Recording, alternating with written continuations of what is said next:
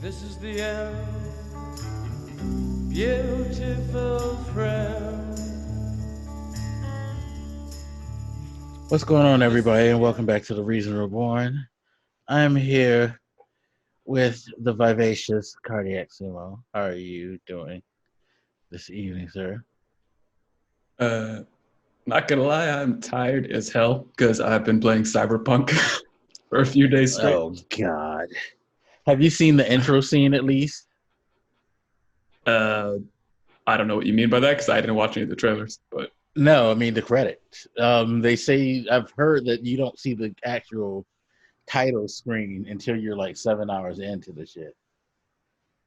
oh yeah, I think I sent you that message last night that I was like, oh, I guess we started all of a sudden, even though I've been playing for hours. Yeah, I was listening to Giant Bomb cast today because I'm trying to catch up on a podcast like I was telling you, and they were saying like, yeah, it took me 7 hours until we actually saw a title screen. Like, so wait, what? For 7 hours, just prologue? What the fuck? I mean, more or less, right? Because I think when you start the game, you have like these different character backgrounds you can choose to be from. Like, I chose to be from like a street kid or whatever. You could choose to be like somebody in the business world, and then it kind of plays out up until this point, and then transitions into what I assume is the main shit. But so it didn't surprise me, I guess, because it was laid out in a way that made sense. But I did kind of make me laugh when the title screen suddenly came up. I'm like, God damn, y'all dragged that one out.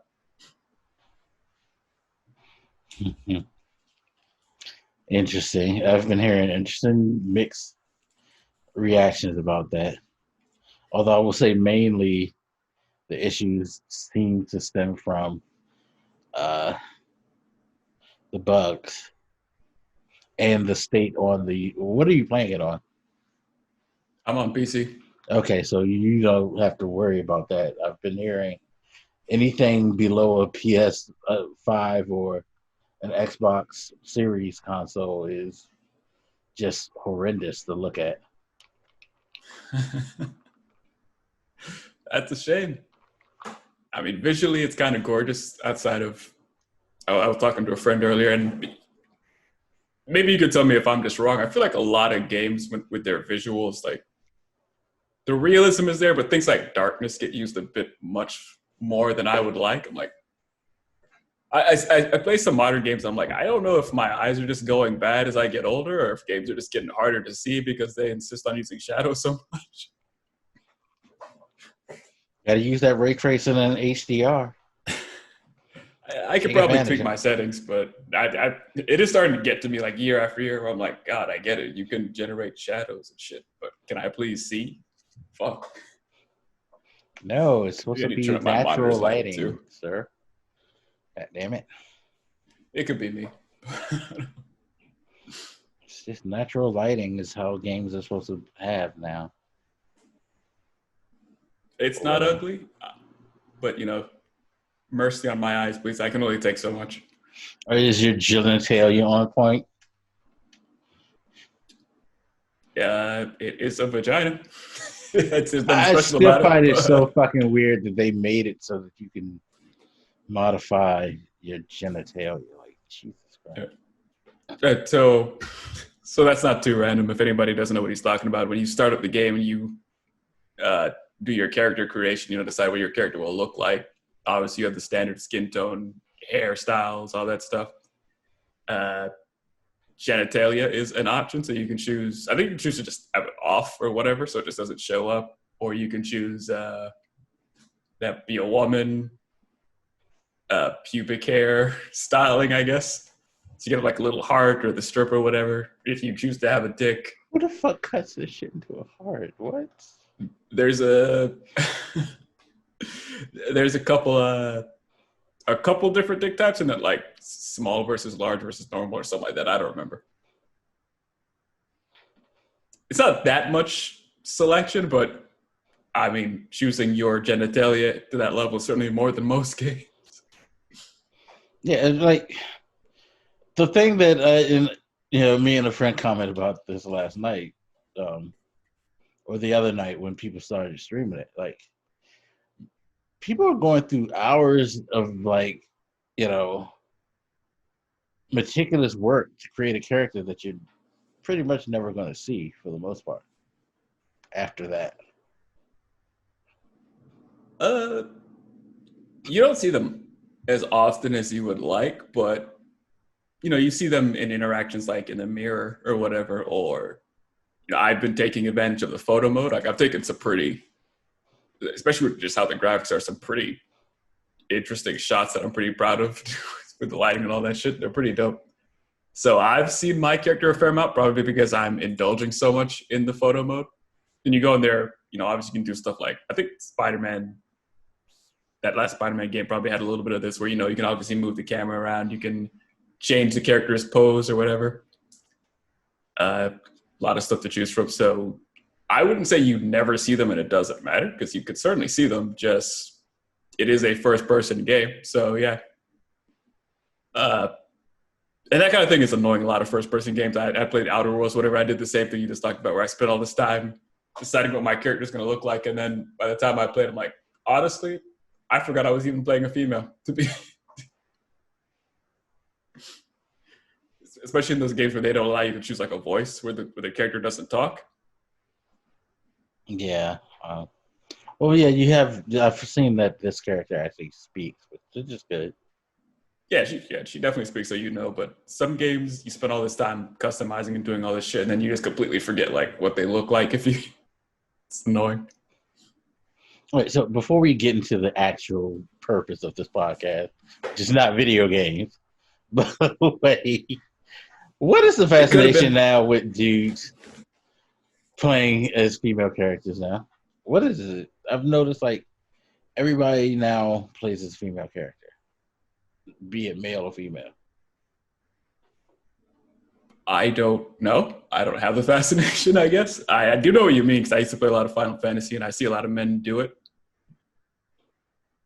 I don't have strong feelings. Like every once, like typically as a black male, I tend to, make my character a black male in most games, but every once in a while I'll just, I don't know, choose a female character. Like in this game, mine's sort of like an Asian female character. And part of that was just, I've been working on this novel on and off for a couple of years, and like one of the key characters in there is an Asian female person. So I was like, this would be a nice, not that I expect to learn about Asian females or something from that game. I just mean it was kind of a play off that, pretty much. So that's why I did that. But I don't know. I don't have any objection to playing as a female. So every once in a while, I'll just kind of switch it up. I just find like everybody now, it seems like kind of the standard fare now. Or before, I guess people wouldn't even think of doing that. I don't know. I do wonder the same thing, because again, in those like Japanese MMOs like Final Fantasy, I see it a lot, and I don't know where it comes from. And to your point, I do think it happens more in the other direction. Like I don't feel like a lot of women choose to play a male character that often. Might be in my imagination. Might also just be hard to tell, because sometimes in those games there's just less women around to play. Little gender disparity there, but it's an interesting question you pose. I just don't have the answer to it. Yeah, I guess. In my case, again, it was very particular, just based off a character I'm writing. So I just felt like I think most of us make the character based off ourselves. And I just thought, let's do something different for once, because like 9 times out of 10, it's going to look something like me. If it has like lock options for hair, I'll probably choose that. So.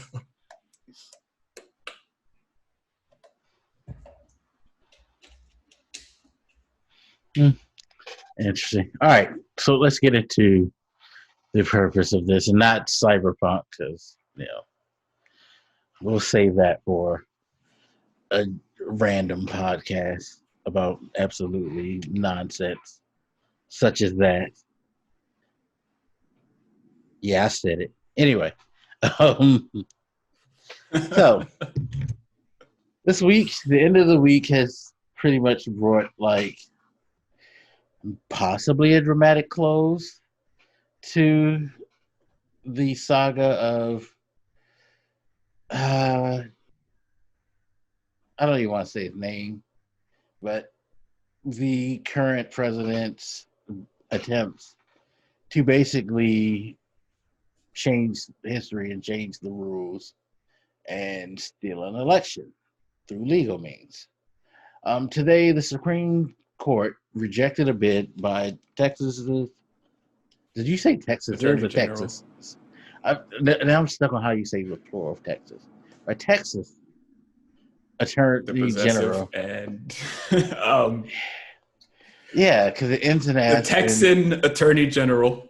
Okay, that works. The Texan Attorney General bid to block ballots of millions of voters in battleground states throughout the U.S. In particular, of course, Michigan, Wisconsin, Pennsylvania, Georgia, and I believe Arizona was in there as well. Pretty much the 5 states Maybe. that they've been I think it was the contending. 4, but somebody can look that up later. Yeah, it may have just been the 4. Fun fact. Not that it matters. It's asinine either way. But Yeah, because fun fact. Biden had the 270 before those came into play. So, oops, sir. So the Supreme Court basically rejected their claim, but they rejected it in a very interesting way because they had Judge Alito and Justice Alito and Justice Thomas write the dissent, which was a pretty strange dissent because while I'm sure a lot of Republicans are kind of touting it as a kind of, I guess, silent victory, which I don't know how you can unless you're a fucking idiot. But then again, look who we're talking about right now. So, but okay, so let me pull up the dissent because it is a very, very interesting one, and I should have had this prepared. So, in the dissent to this, to the Supreme Court rejecting Texas's attempt to have this heard in the Supreme Court, the state of Texas motion for leave to file a bill of complaint is denied for lack of standing under Article 3 of the Constitution. Texas has not demonstrated judicial cognizable interest in the manner in which another state conducts its elections. All other pending notions are dismissed as moot. Statement of Justice Alito, with whom Justice Thomas joins. In my view, we do not have discretion to deny the filing of a bill of complaint in a case that falls within our original jurisdiction. See Arizona versus California, 589 U.S., February 24th, 2020. Thomas J. dissenting. I would therefore grant the notion to file the bill of complaint, but would not grant other relief, and I express no view in any other issue. Now, in detail, basically what they were saying was this. As far as they're concerned, even though this was a unanimous decision to reject them getting a hearing, if it were up to Alito and Thomas alone, they would grant them a hearing because they believe that they have the right to be heard. It's why they cited the Arizona versus California case. They believe that states have a right to be heard when they have contention against other states in, I guess, all matters for them. The problem is when they said that they weren't going to give relief, what they were saying was basically, we believe that you should have been allowed to be heard. That being said, you would have lost because we don't agree with what you're fighting for. We actually don't think that you have a valid claim. So therefore, we would have been polite enough, or as someone said, they basically told them they were going to allow them to ring their door, but they'd be damned if they were going to let them in the house. So, yeah, they basically invited them to come, or like another person said, they invited them to come to their door so they can throw them off their lawn because they weren't going to agree with the case. So it was a very, very interesting thing. A lot of Republicans or conservative, in particular, a lot of Trump supporters are championing this as, see, they knew we were right. They know what this is. Do you feel like this justifies anything that was done, sir? Yeah, I don't see how you could read that dissension that way. Again, at best, it just said legally you might have the right to. Well, I think in that case, it said you don't really have a legitimate reason in the first place to be, filing such a complaint against how another state conducts their election, which I think was specifically what that was about. But even if you did and we allowed you, that doesn't mean that this is a good case or that it would fare well in court or anything like that. So it, like many of these attempts are being dismissed out of obvious stupidity, for lack of a better phrase. Like a lot of these attempts that I say they, Trump and certain Republican officials, they know that this makes no sense, that this is completely idiotic, and they're just like throwing shit at the wall to just do it. And this is the latest example of that. I did find the dissension interesting in the same way you did, I guess, mostly just in terms of what is a state's rights to file complaints about the way an other state conducts its elections.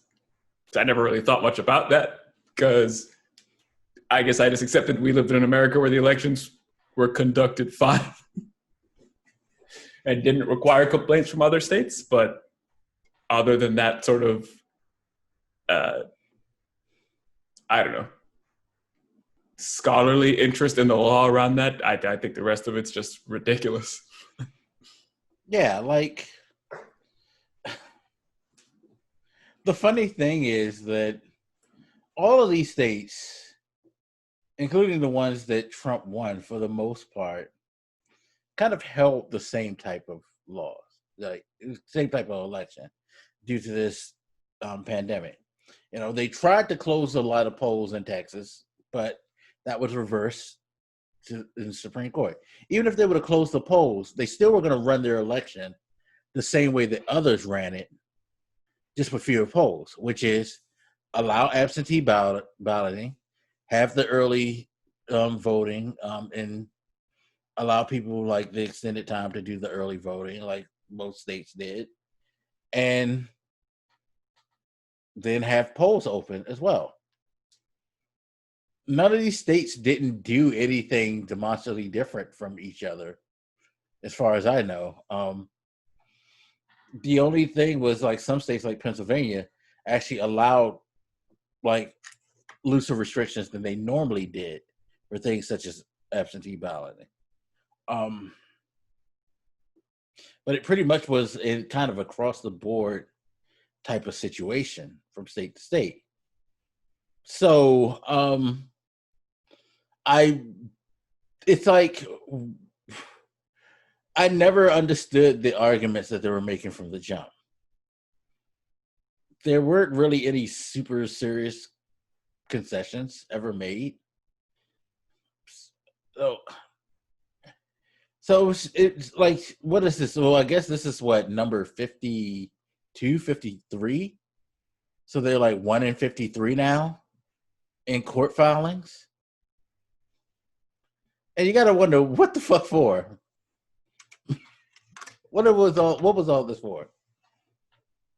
Other than to create chaos, in which I'm sure was part of the goal, was create chaos and build even less trust among certain people in the government system.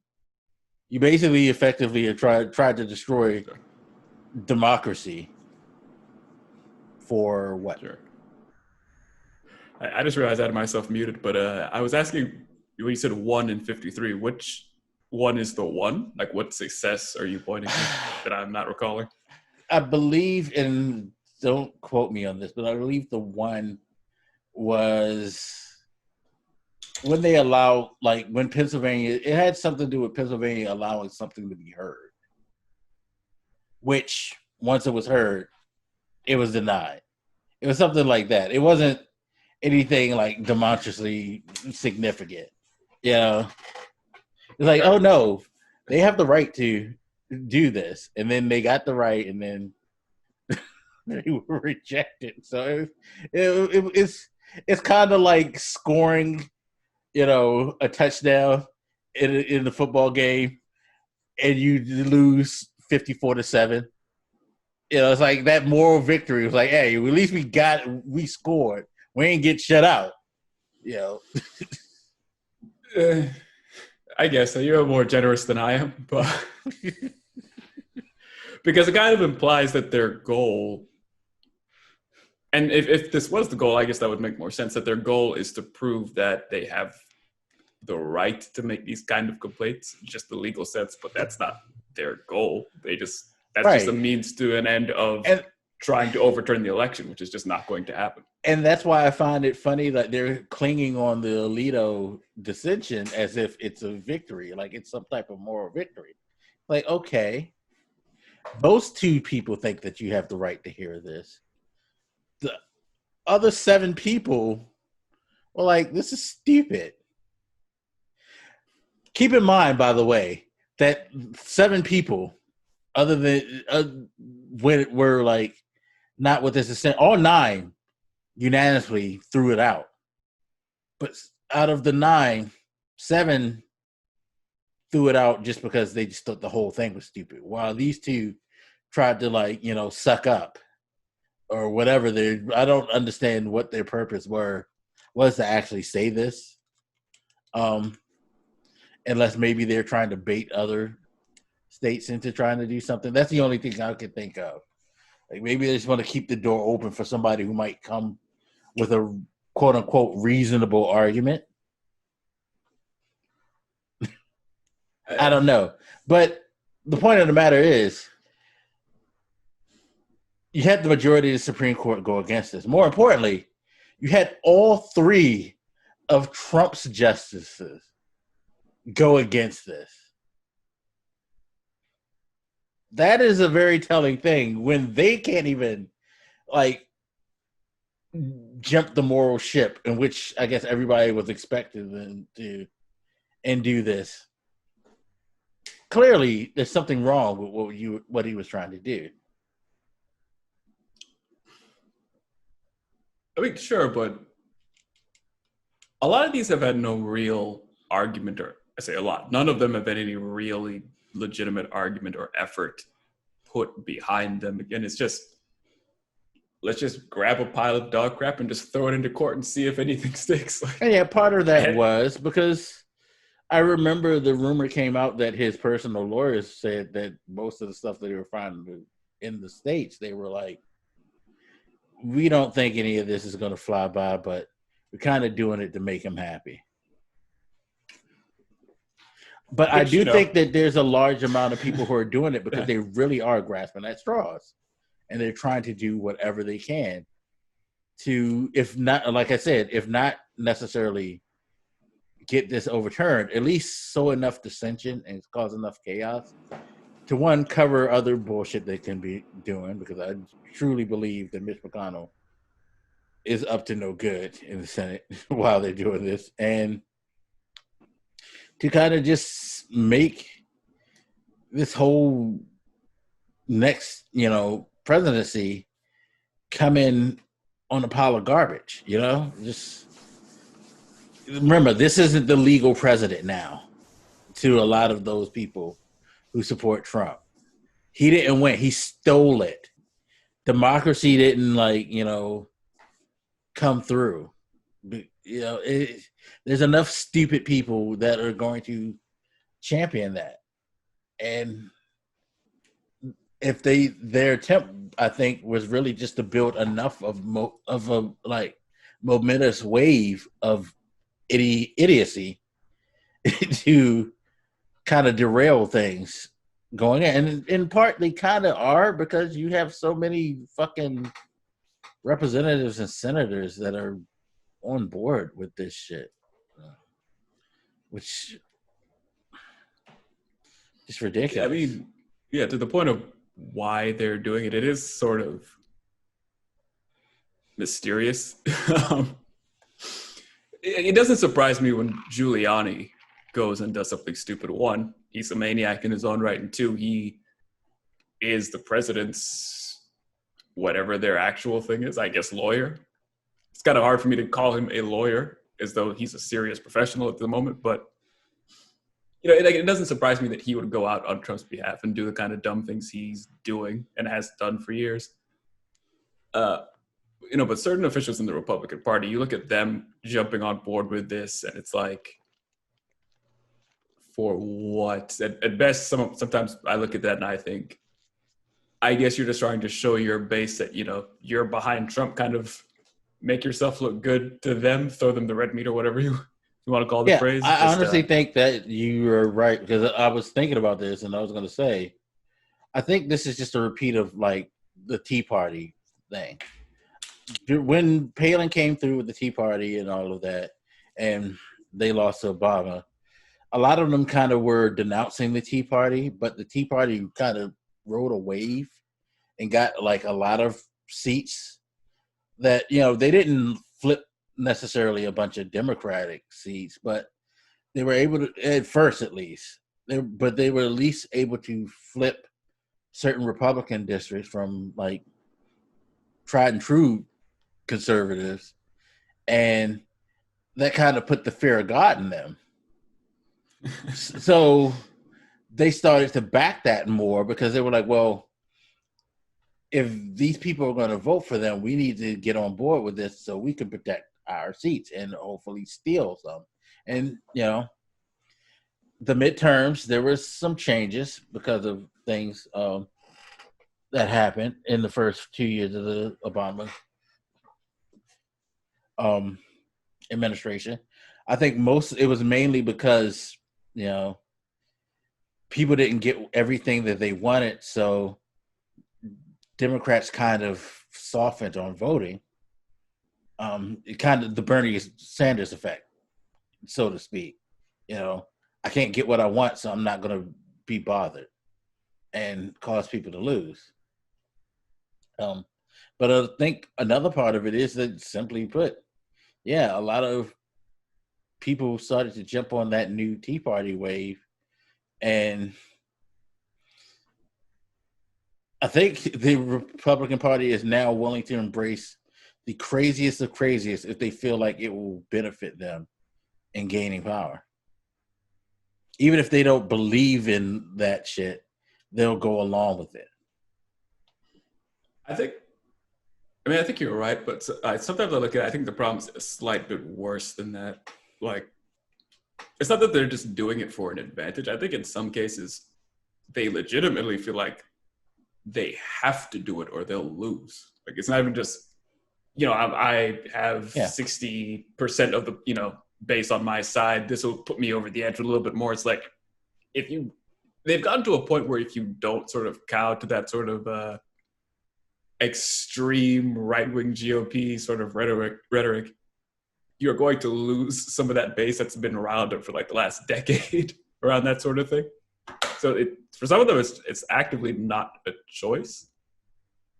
But I shouldn't say it's not a choice in that sense. I think they give it the wrong impression there, but I think some of them are more forced into it than just doing it because, yay, this will work. I think that's why you see people like Adam Schiff, if I remember correctly. Sometimes, Democrats will go on TV and say, behind closed doors, the Republicans are saying this, and everybody's like, well, why don't those punk asses say all this stuff out loud? Why aren't they more brave? Like, well, that's political suicide for some of them, depending on, geographically where they are, what kind of mindset they're based as. Like, yeah, they'll lose. That's why they're not saying it in public. That's why they're saying it to their Democratic colleagues behind closed doors, and that's why they're voting the way they vote, because ultimately they do answer to their constituents who feel certain ways, vote certain ways. So it's always kind of sad to me when people say, politicians are always waffling, they're always doing this, they're never speaking clear, blah, blah, blah. And it's true, but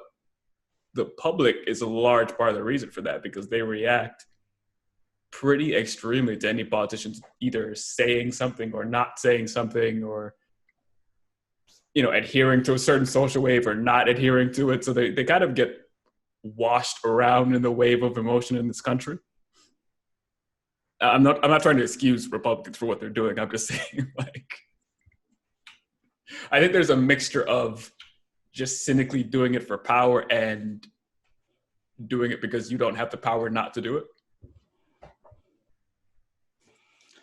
See, I disagree in the not having the power thing, though. I just feel like they just don't want to. I feel like they're way too obsessed with the power that they don't want to acknowledge when something probably would be bad for them in the long term. Let's be clear. Most conservatives don't know how to think long term. It's something that's always plagued them, that, since the Reaganomic era, like everybody was all into, again, reason why people love Reagan is because Reagan made a lot of people rich. During the 80s, a lot of people got rich. But that was in the short term. The long-term effects are what we see now, which is the collapse of the Conservative Party, economic strife that has happened within the last, 30 years or so, that stemmed from things like the S&Ls and the recession under Bush and stuff like that. Like, every time they've gotten in office, there's been a recession within the last, 3 or 4 presidencies by a Republican. So, it's always ended on a bad note and with people struggling in some way. Like, we're not technically in a recession now, but you might as well call this shit a recession in a way, or because, we're not in good economic standing overall. So it's just weird. It's hard to understand for me. I really don't understand. But then I guess that's because of the person that I am more than anything. Well, I'm having difficulty even touching it because, again, I don't want to sound as though I'm giving them some sort of excuse, like, oh, these poor politicians, they're being bullied by the public. I'm just I believe there are people like McConnell who are just very cynical, very much intentionally use that kind of stuff. Evil. Right. And I think there are people who are like him, but to a smaller degree, where, again, I have heard Lindsey Democrats Graham. say... Lindsey Graham is the perfect example. I don't think Lindsey Graham is intentionally, purposely evil. I just think that he's just craven. Like, the man will do anything to keep his position, and he'll put himself in a horrible position, knowing that it's a horrible position, because he don't have heart enough to fucking just be able to say, like, I can't do this. Because if he feels like it'll benefit him, he'll be quiet and just do it, Sure. And I think what the kids call that term is he's a cuck. Yeah. Not the cool kids. There's a certain group of kids that use that word more. When you have these politicians who are every couple of years worried about, re-election and whatnot, I do think that helps create bad incentives where, even if some of them didn't agree, I don't think they're going to be brave enough because personally they'll lose their position in the short term. I definitely see politicians where, you may not want to touch a certain thing closer to election season because you might not be able to recover from it and lose your seat. To your point about thinking long term, like, yeah, I think they're bad at that overall, but I think the personal concern of staying reelected for yourself sometimes outweighs the health of the party overall. So, for example, in that book I Can't Shut Up About, when the healthcare stuff was being discussed, Obama brought up these different politicians who pretty much knew if they voted alongside him, it was going to hurt them in their areas. And that they would probably, like, for some of them, they felt like they were probably going to lose their position. And they did it anyway. And I don't think I see that sort of willingness in other politicians, like in the Republican Party, for example, to just say, I'm going to vote for this because it's the right thing, knowing full well that I probably won't be here by the end of the next election. I don't know if that opens up a larger discussion about the what's the word I'm looking for here? The motivations, not that, but the motivation structure of how politicians should act when they have to campaign for re-election all the time and worry about somebody else unseating them. But it's a complicated, yucky issue. And then I think the one thing neither of us have talked about, because we talked about this split between, you're pointing to them just being sort of doing it to gain power. I'm saying some of them might be too afraid to, buck against the public sentiment. There's also people who actually do just believe in that crazy shit. Like, they're not being cynical and trying to, play the crowd, and they're not being bullied by the crowd. They're just actual crazy believers, which is a consequence of letting the party and the public be captured by these attitudes for so many years that some of the crazy people actually did come in and actually do have power now. Like Trump. Yeah. You might look at McConnell as just a cynic who may or may not believe whatever, but, people like Trump and his ilk actually do believe in some crazy things, and now they have actual political power. It's got a nice mixture of madness to contend with when you're trying to analyze that stuff. Yeah, it just doesn't make sense because, again, there was a point, even during the Reagan era, and even up to through the Bush administration, where you kind of knew where you sat. Conservatives sat in this field of values. Democrats sat in a gargantuan host of different values and opinions. That's how the Democratic Party always is. Like, broad thinkers versus tried, true, and stoic, like singular path, people. It's still kind of the same now, but the singular path is a really, really, really fucking zigzag of ridiculousness now with the Republican Party, because it's just all about being in power now. They're really, to me, I don't see any real philosophy, like the conservative set of values. There's no such thing. I really, it's about the power. Like now, like no, I mean there used to just be like there was just a way that you used to govern, small government and all this stuff like that. That shit none of that shit matters. We don't want the government to be involved in this and that. No, it's not like all of that no more, because they will step in and they will dictate whenever they want in order to control what they want. The conservative way of life is a myth now. It really is, at least to me. At least coming, and then again, maybe this is just me being my age and just remembering Reaganomics and all that shit. And, again, Bush Sr. and his agenda and all that.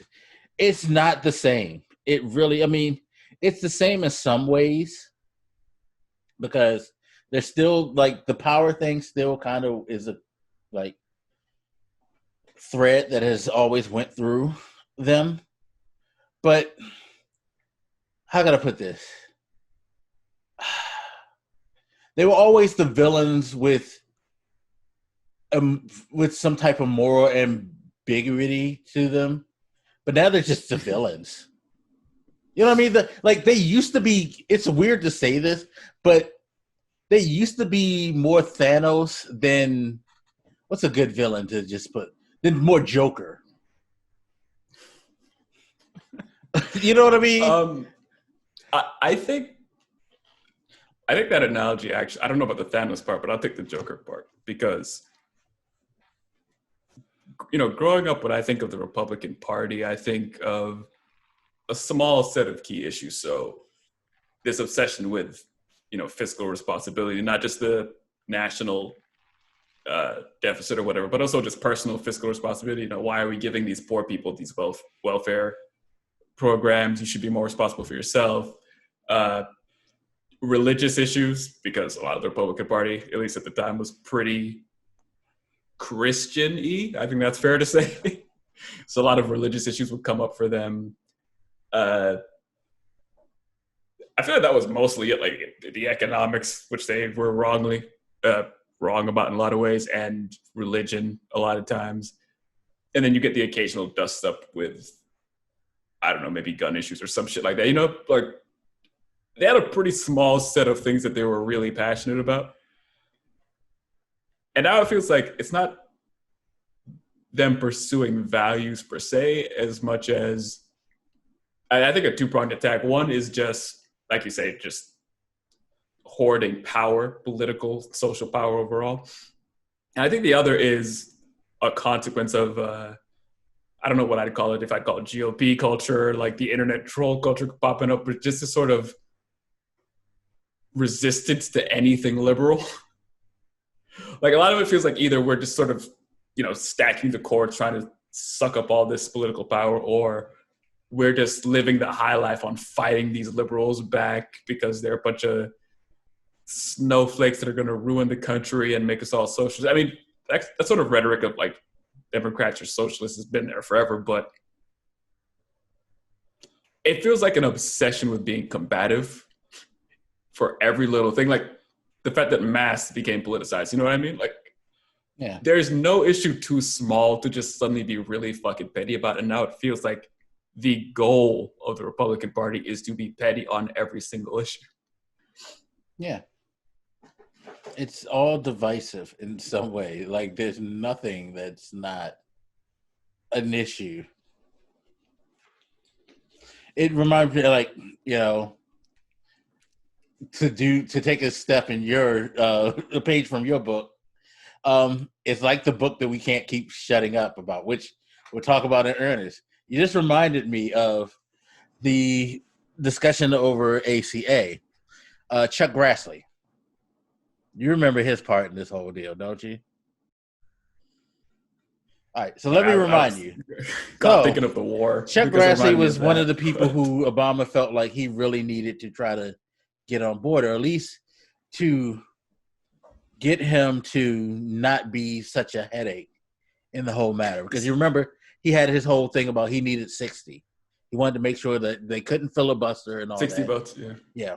So that way they couldn't filibuster and try to block it from being voted on. So he kept trying to like convince Chuck Grassley and try to figure out ways to convince him of how to get on board.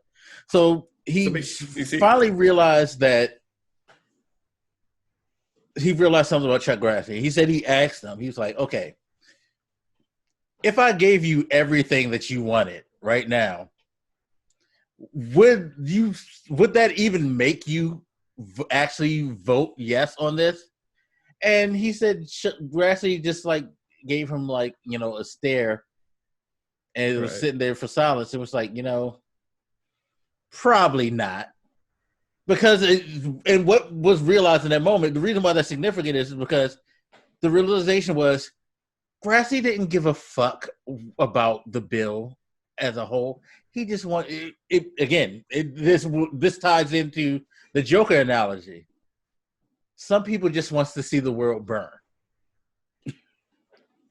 Well, the reason I said that the Joker analogy was so apropos is because the thing that makes Joker special as a villain is, if you want to take just like Batman's universe, you have some villains who are motivated by money. So like gangsters like Penguin or Black Mask, or assassins who kill for money like Deathstroke, Deadshot, Lady Shiva, so on.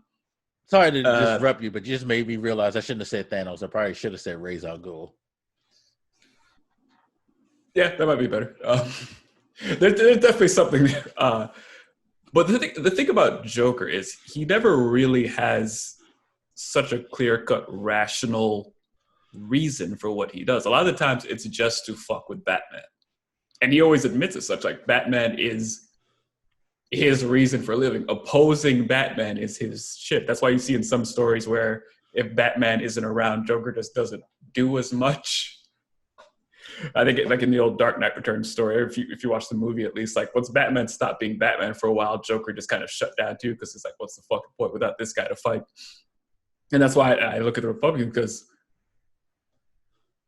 it might be a little weird for me to compare the Democrats to Batman, but I sense that sort of Joker-esque obsession with with liberalism in general, where we're going to fight them no matter what, for any reason, anytime we can. And now that you reminded me of the Grassley thing, because I can remember that dude's name, but if I didn't message you about it, I remember thinking I should, because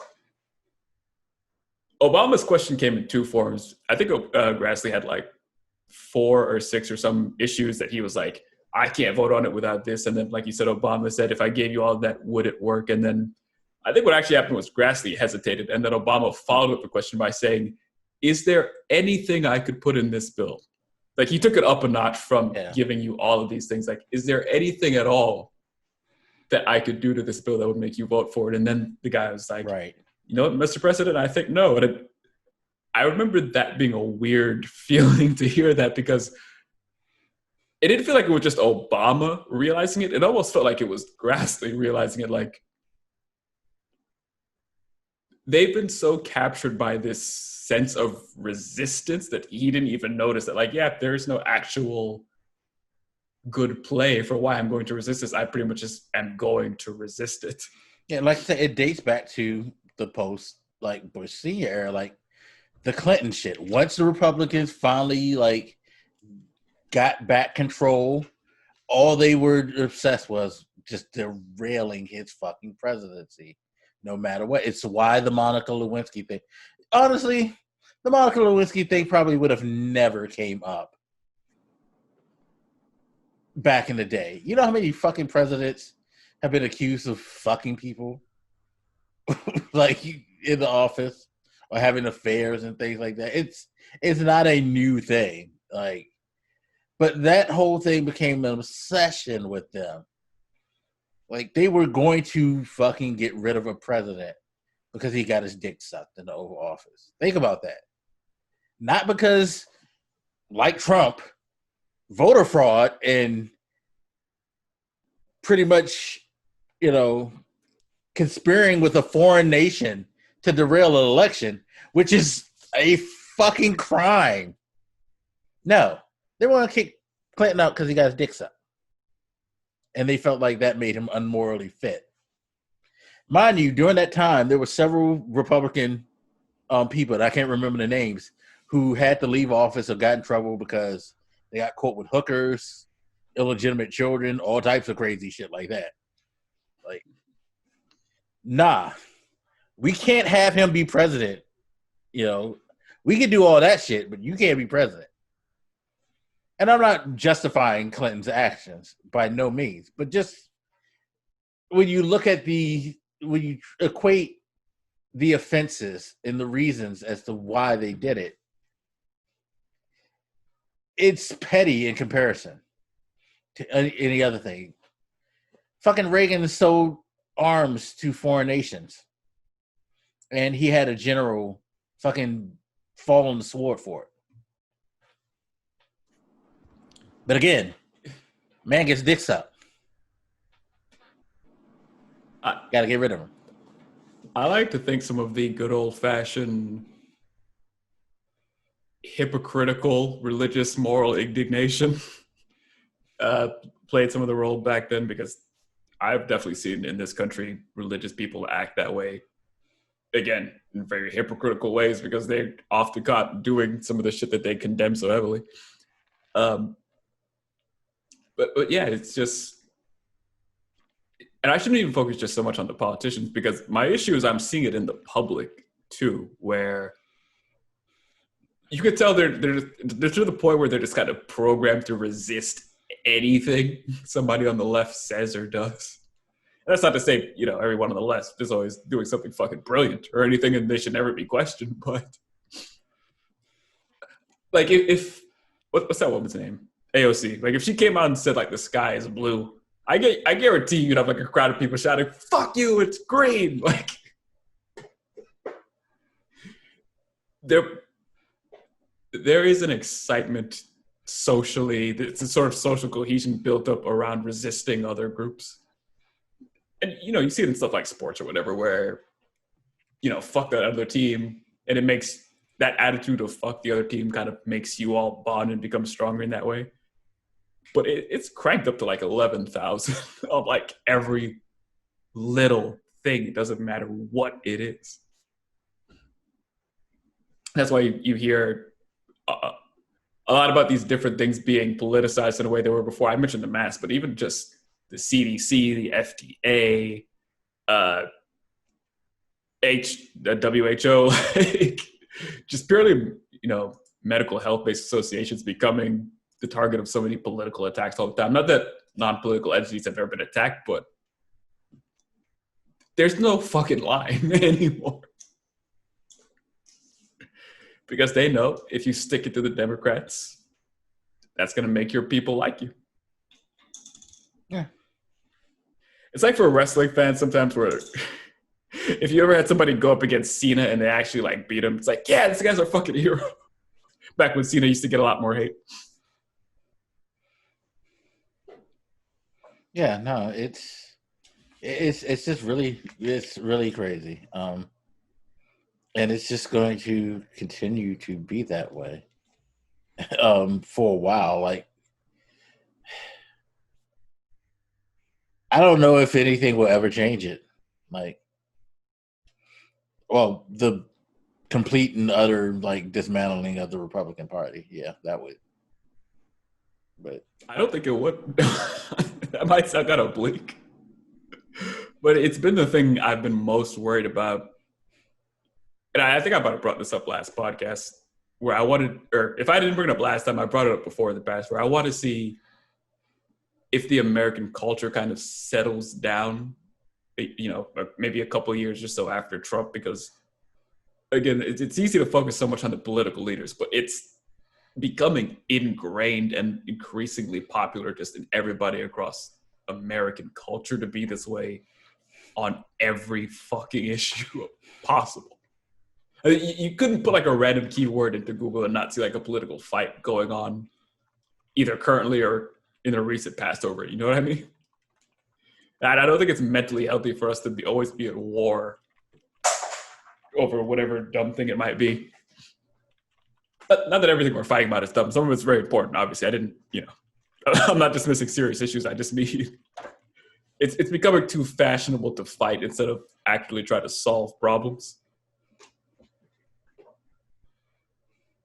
yeah, it's mind-boggling. Maybe Maybe the ACA, solution right? is the WWE solution. McConnell is Vince, and we just need him to die, and then everything will get Jesus. better.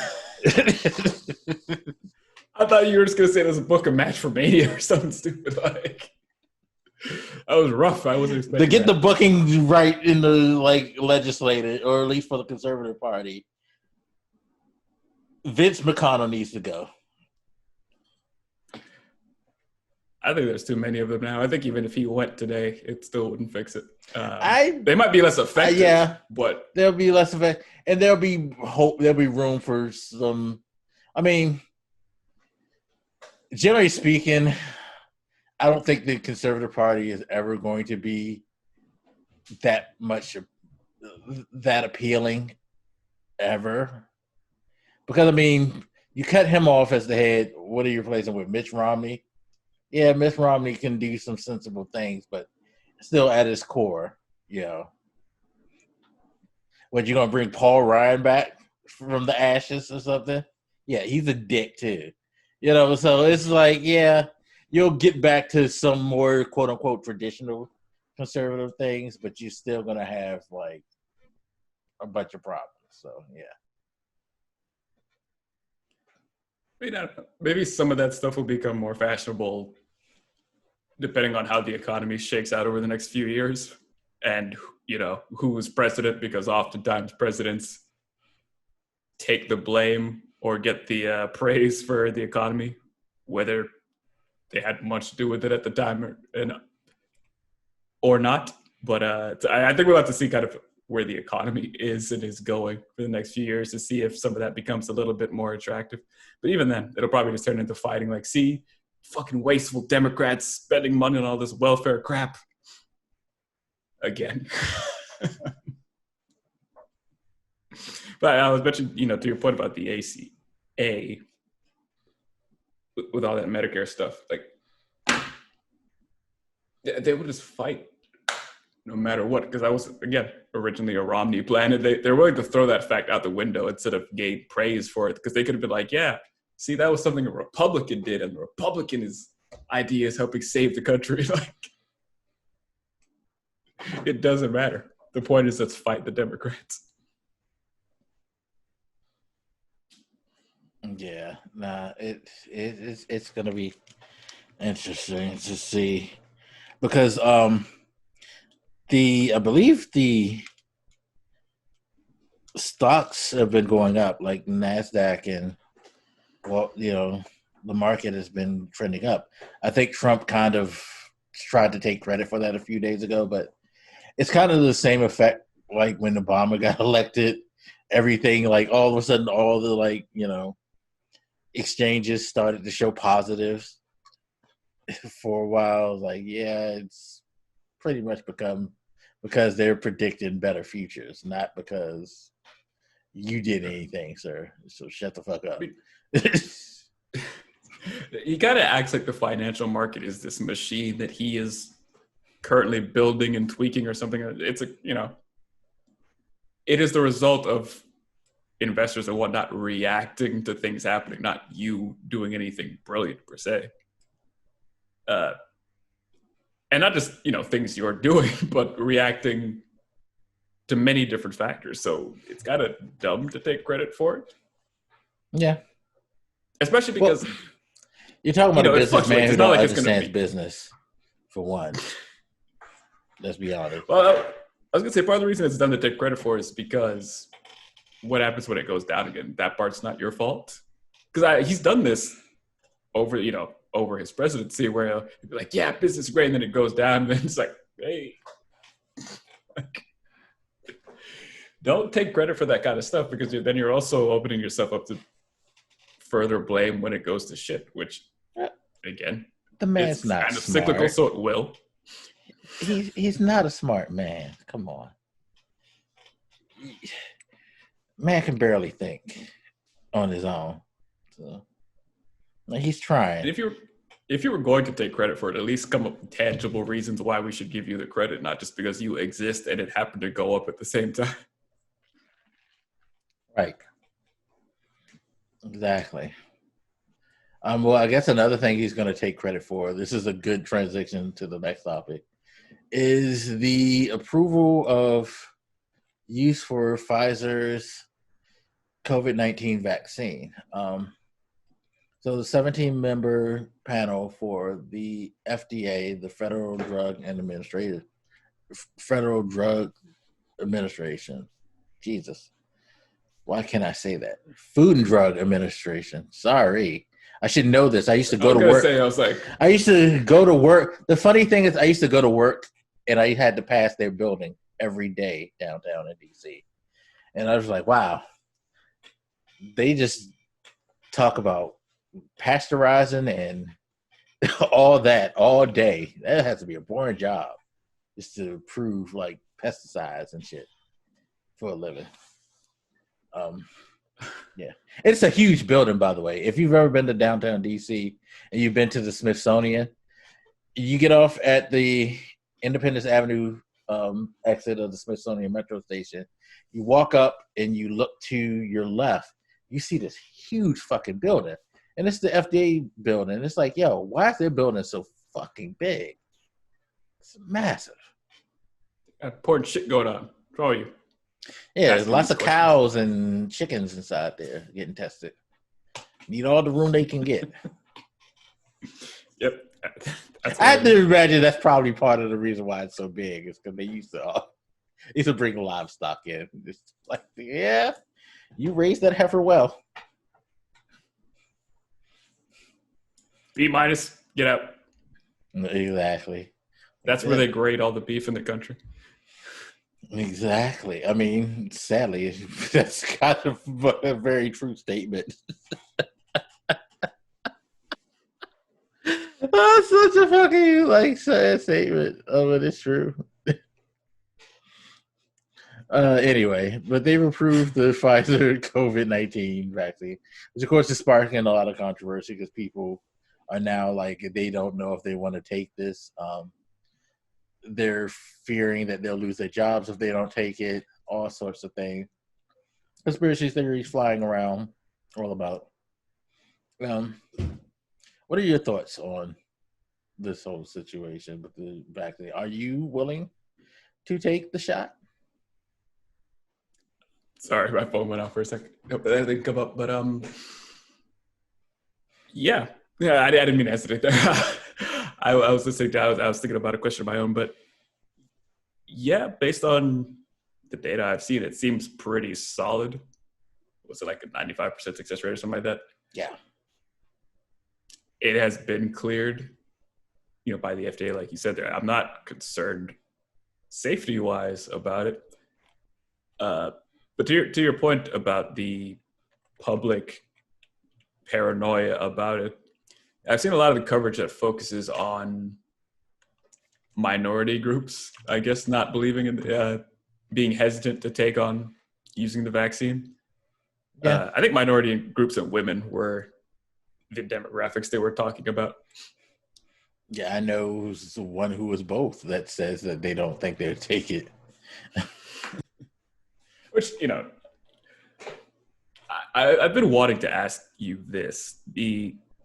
Even the point about the minority groups, and often when they talk about this, they, say, a lot of the concern is justified because of, the history of this country. Specifically, they tend to point out the Tuskegee experiments. Yep. And that is true. That happened. That is horrible. It is, as one person covering it said, one of the darkest chapters in American history. I don't know how to pose this question to you. Either is there some point at which that stops being an excuse, or what's the other way I could say the question? What could we as a country do to make that stop being a valid argument? Or is there nothing at all? I feel like I posed that question shittily, but no, you posted pretty much fair because, and funny, I was going to do a video on this because it's a very fascinating thing, especially thinking of it from the perspective of the African American community. The Tuskegee thing is a part of a lot of African Americans, like seriously deep rooted disinterest and mistrust of medicine, of modern medicine.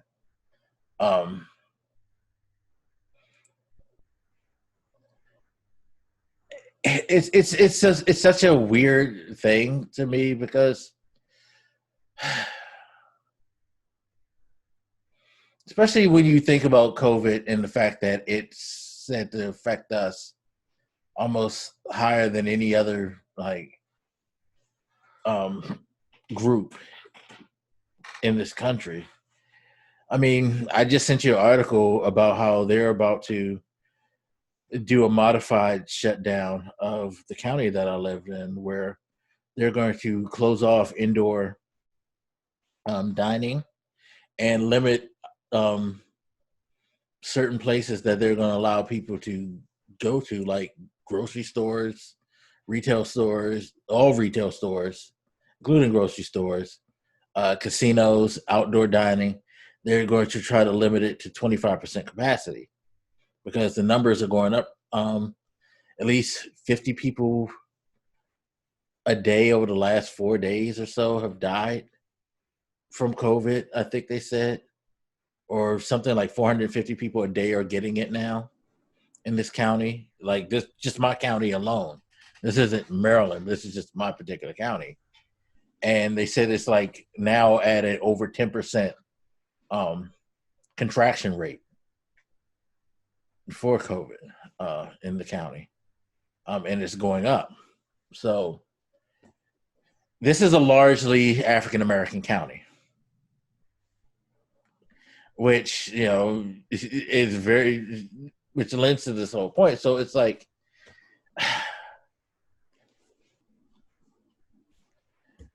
I really don't know what you can do. Like, you're never going to get some people to move off their fence.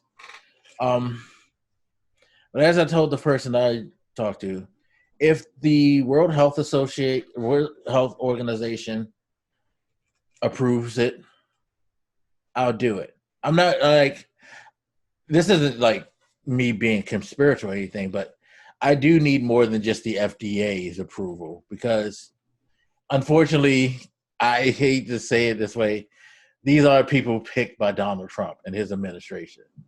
And, you know, his effects still linger in that, like, sense for me. So, but if the World Health Organization is behind this, I heard Canada is actually using it. So it seems like other countries are getting on board with it. UK's cleared it. Yeah, see, UK's cleared it too. So it's being cleared over the world. It's not just here. So there's something viable about it. And if it makes it easier so I can function normally, and if it helps society return back to normal, sure. But you know, you gotta think there's still people out there who don't believe in like the flu vaccine. Like, I don't get vaccinated for the flu. Not because I fear it or I have like problem with science, but I guess the flu has become such a normal thing that I just don't think about it. I'll be honest with you. It's just something I don't think about because people get the flu. It's kind of common, and there are effective ways to fight it without a vaccine. You know, there's no effective way to fight COVID without a vaccine. Now, if it ever gets to that point, I'm sure it would make more sense to weigh whether or not you should go pay for a vaccine or not. Because if you get sick, you can get well and you can still function. You know, or you treat it like pneumonia and you just stay your ass at the house until you get over it and move on. You know, things like that. No, this is too serious because this is something that, see, if it were just the flu, which the flu doesn't necessarily cause tremendous lingering after effects or damage, this shit here, you can lose brain capacity, like physical abilities, all that shit. I gotta say, you know, especially as somebody who has, you know, conditions, it would behoove me to protect myself from this shit. And I think that's where a lot of people have to look at it. It's like, look at your health standing, and then look at the actual situation of the actual disease. It is beneficial that we all, you know, go ahead and do this to fucking like stop this. But at the same time, I can't knock some people's fears because of like past things. So it's just weird. Like I think educate yourself. That's the best I can say. Educate yourself. At least make an educated decision. Just stop basing it on what happened in Tuskegee and stuff like that. I think that's the most important thing. It's an odd thing in the African American community because of that sort of thing. Like I was watching some, I don't know if it was yesterday or today earlier, but I think it was today. Some coverage, and they were going around to older people in like the Black community. I don't know if they were specifically picking out older people, or if those were just the people that would talk to them. But, these were people that were skeptical about taking that sort of stuff, and some of them did a reference to Tuskegee experiments. But I remember this one woman in particular who I guess had she was always hesitant to go to a doctor, and I think that hesitance may have, if I'm remembering it right, led to her having some serious, long-lasting health conditions that have really hampered her, quality of life. Like, at present, like, she's having quality of life issues because of that sort of stuff. I look at that, and that kind of depresses me, because it's like, if we're too hesitant to get the healthcare we should get when we should get it, that is going to cause you health problems by itself. Like your fear of going, like,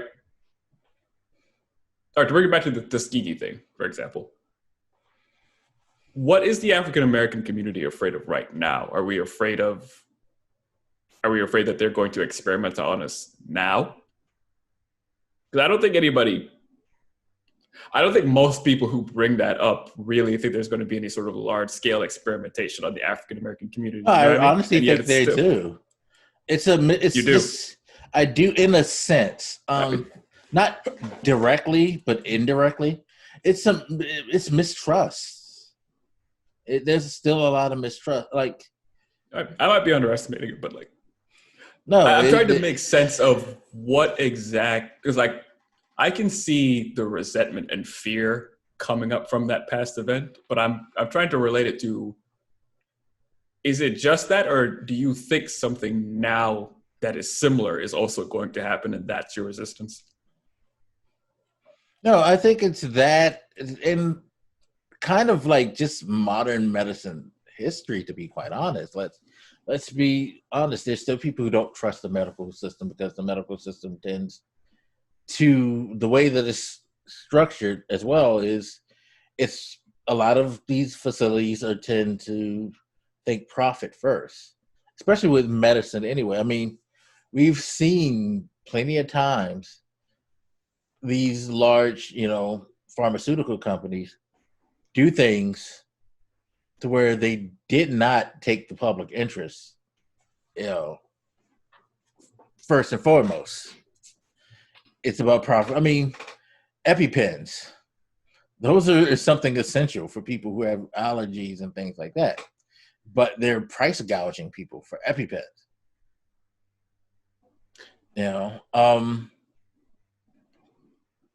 You think about certain like there's been people who've been diagnosed with certain things, and they found out, hey, I don't actually have these diseases, or this medicine is not as effective and it's causing more problems. And they know this stuff. Like, the medical science is just not trusted, even beyond that. I think like the Tuskegee thing is just the added layer of fear on top of a normal fear that I think there are a lot of people in society as a whole, not just African Americans, have. We just happen to have the unfortunate added layer of history to go on top of that for us. Sure. I should point out, some of those people's concerns were also financial. So, Can I afford to deal with certain medical procedures? Yeah. I don't mean to make it sound like their concerns are only like one faceted or anything like that, or one dimensional. There's certainly a network of concerns that I've seen run along those people, but I don't know, like after like the third or fourth time of hearing somebody in the news bring up the Tuskegee experiments and this sort of paranoia that was somewhat rooted in that. I just remember thinking, is it right to bring that up forever? Because, it's not like it was 1,000 years ago or something. It was in the 20th century. Like, what was it? I think it started in like the 1930s. Yeah, and it lasted for a long time. Yeah, like at least up to the 60s or something. Because they were tracking the what was it, syphilis, I believe it was. Like they infected them and were studying that over. It was like a longitudinal study over decades. So, for those 600 black men and whatnot, it was certainly a big issue for a long time. So I don't mean to make it sound like it's ancient history or something and we should not think about it. But again, it made me think just intellectually, is there a point at which that stops being part of the argument? Because I think if you want to bring up more modern gripes, like you're pointing to with medical institutions in this country and how financially there are some bad incentives, that was the word I was trying to think of earlier, incentives. If you want to bring up that kind of stuff, that seems a little bit more appropriate to me. Nah, I feel like I'm sounding like I'm saying like, oh, you gotta stop bringing up this geeky shit. It's not relevant anymore. I'm not going that far, but it does feel like there should be a limit at some point to that being the main argument. Well, I think part of the reason why it's not a limit is right now is because, like you said, it lasted up until the 60s or so. So you still have people who are alive who still remember. You still have, I was watching, I don't know if you saw the video clip on that thing I sent you about my county, where they were talking to one of the officials, and he brought up the fact that his grandfather was, I think he was around, or he was actually one of the people who was experimented on during the whole Tuskegee thing. And he said that he was trying to convince him, this is a different thing and people need to take this serious, even though he had been present for such a horrendous event. Even he was like, y'all got to take this in a different light. But the point is, you still have people who are living testaments to this. It's not it's not like equating something that happened in the Civil War. Sure. You know what I mean? There's no walking evidence of what this the walking representative of this. Yeah, and those people in that clip I mentioned earlier were, I don't think all of them were that old, but there were certainly a couple where I was like, all right, you were at least alive probably during the decades in which that would have been more talked about. So it's not surprising to me that it lingers. It was, again, very serious fucking historical issue. It's not, I'm definitely not trying to dismiss it or anything, but. Yeah, no, I understand. But yeah, no, I think part of the thing is the degree of separation isn't that far apart. So with a lot of things that you see in modern history, part of the apprehension and the reason people still hold on, because it's just not a big enough degree of separation. Yeah. It would be nice if we could knock down that, and one. Things are never handled right in this country anyway, so it's never been properly addressed. So. Sure. But if there was some way to get around one obstacle to accepting a vaccine, that would be great. I don't see that happening here, but to your other point, which I wanted to come back to about Trump having appointed FDA officials, I suppose. That's another facet of why there's so much concern about accepting this, is because of the political, of the current, political administration. Just earlier, I was seeing some coverage about apparently Trump was pressuring the FDA to go ahead or attempting to pressure the FDA to approve this vaccine. Yeah, because remember they said that there was he had ties to one of the firms that were in the final running for getting this thing. I forget which one it was. I don't think it's not Pfizer, but it was one of the companies that were working on the vaccine that he apparently had some type of financial ties. I don't recall, but in this case, it seemed to be more of just a political move, maybe trying to get some, praise for getting the vaccine out the door. Whatever his reasoning was, his constant involvement in all this stuff is creating a lot of concern for everyone. I don't know about his supporters, but especially like if you're not a supporter of his, anytime he seems to be anywhere near anything, it immediately becomes radioactive and kind of toxic. Where, the second I had seen before that coverage that he was kind of supposedly pressuring them a bit, I'm like, is he rushing it? Is it safe? Like, why is he involved at all? You know what I mean? Yeah, and a lot of people are trusted. I think that's another thing that we tend to forget too. Is like a lot of the trust stems from the fact that people think all this stuff came way too fast. Remember, experts were saying like we may not see one until early next year, and now all of a sudden we have the potential of before Christmas having vaccines available. I suppose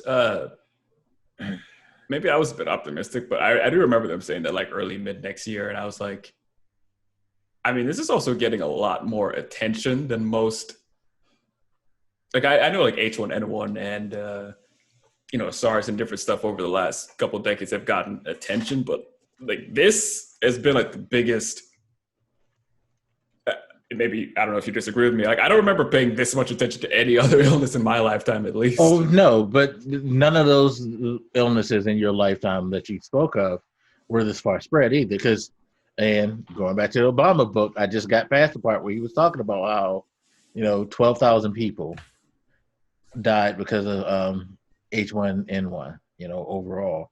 And then you go to Ebola when that outbreak happened. What was it, 3? So it really wasn't like as widespread. It was much more easily contained.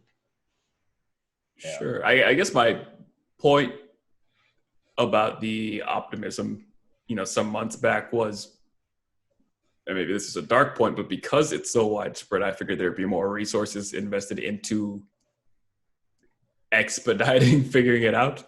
Not that would necessarily yield a result as fast as we wanted, but like I'm not that shocked that we have something now.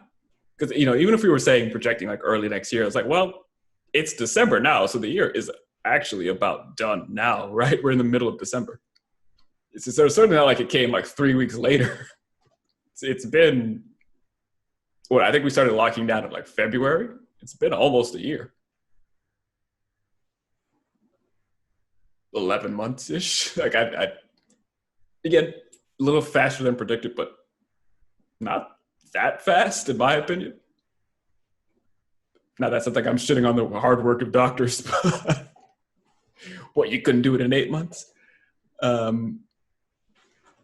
But I guess back to the original point, like a lot of this politicizing around the vaccine, I think is understandably making a lot of people nervous about it, because now you have to wonder, is Trump's administration pushing it forward just so they can brag and say like, hey, we got everybody, we fixed the country, we got everybody out of having to stay at home or stop all these people from dying, blah, blah, blah. You have to wonder if he's doing it for political brownie points with the public.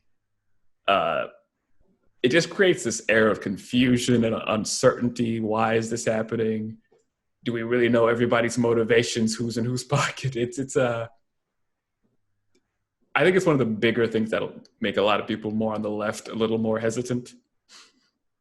And then obviously you have the people on the right who, a lot of them are saying it's bullshit in the first place, so they were always going to be hard to win back over. Yeah. And this, across the political spectrum, that sort of concern he's created, again, for all you people who are like, oh, what's the difference between him and Hillary? Like, what's the big deal if he wins? And another example. You kind of see it now. It's funny because I just said that recently. It's like, you really think that they were the same now? Like, looking back at these 4 years, can you honestly say to yourself, were these two the same? Like, are you willing to admit that you were lying to yourself about this? Of course, people aren't, but yeah. Like again, these things have real consequences, even just small things like him sowing so much confusion around it as real life or death consequences for a lot of people in the country. So, maybe it may not seem as consequential to you on its face as it is, but to me, that's one of the biggest concerns about him consistently having his hands in these kind of things. It's like, worst case, you're actively fucking it up, but best case, you're making us distrustful of it, which is going to affect acceptance of it and slow down our recovery and cost lives. So shut the fuck up and get the fuck away from it, because we were always going to have some kind of distrust based on that, if only because it's his administration currently in charge, and we know that his administration is a clusterfuck. So it would have been a problem even if he never said anything, but he's exacerbating the issues there. Yeah. So it's a mix of things that is making this whole like it's not agreeable, but in some cases, I hate to say it, kind of understandable. People's hesitancy. Like, I'm hopeful that, as it rolls out, God, it sounds morbid, but as it rolls out and you see people aren't like dropping dead in the thousands or something, public will accept it more after a month or so and see like, yeah, it's fine. They're fine. Nothing happened. They're just walking around. They're fine. I think one other thing, maybe this is why I shouldn't be president. This might be a little too dark, but one other thing might be, because you mentioned the other day about, not on the podcast, in private conversation about, the possibility of some employers not allowing employees back unless they've been vaccinated. I believe you were bringing up. Yeah. So if you had, not even just work, but things like maybe going to a movie theater, like you can't go. I don't know how you would prove this, or if, maybe it's a step too far in terms of freedom and shit, or legally, maybe you can't even ask these kind of questions. But, maybe if there were certain social incentives to getting vaccinated where you couldn't do certain things. Again, coming out of my mouth, that sounds a little much. So maybe I'm a little too much of a dictator to be president, but I think if you had some stuff like that where you incentivize the public to get the vaccine, that might help too. Just, get a real politician to think of something less gruesome than the way I'm describing it, where, you want another cup of coffee, you need to have been vaccinated first, Something a little more reasonable. Yeah, it's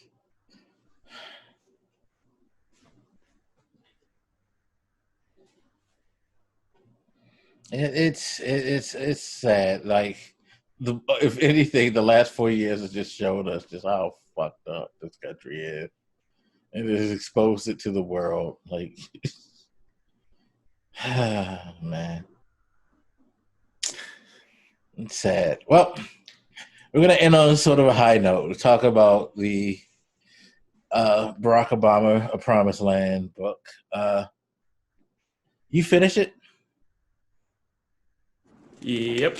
The part of me was going to listen to it again because I haven't done that, but it's long. And it's the kind of thing that makes you want to take notes. Yeah, he makes you want to listen to things just the way that he's like. I agree with him where he's like exacerbates things by giving these long, drawn out, thoughtful answers to everything. But I appreciate it too because it has very much opened me up to like a lot of things.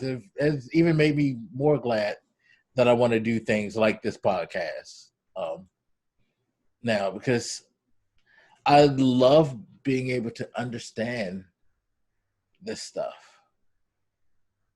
I love,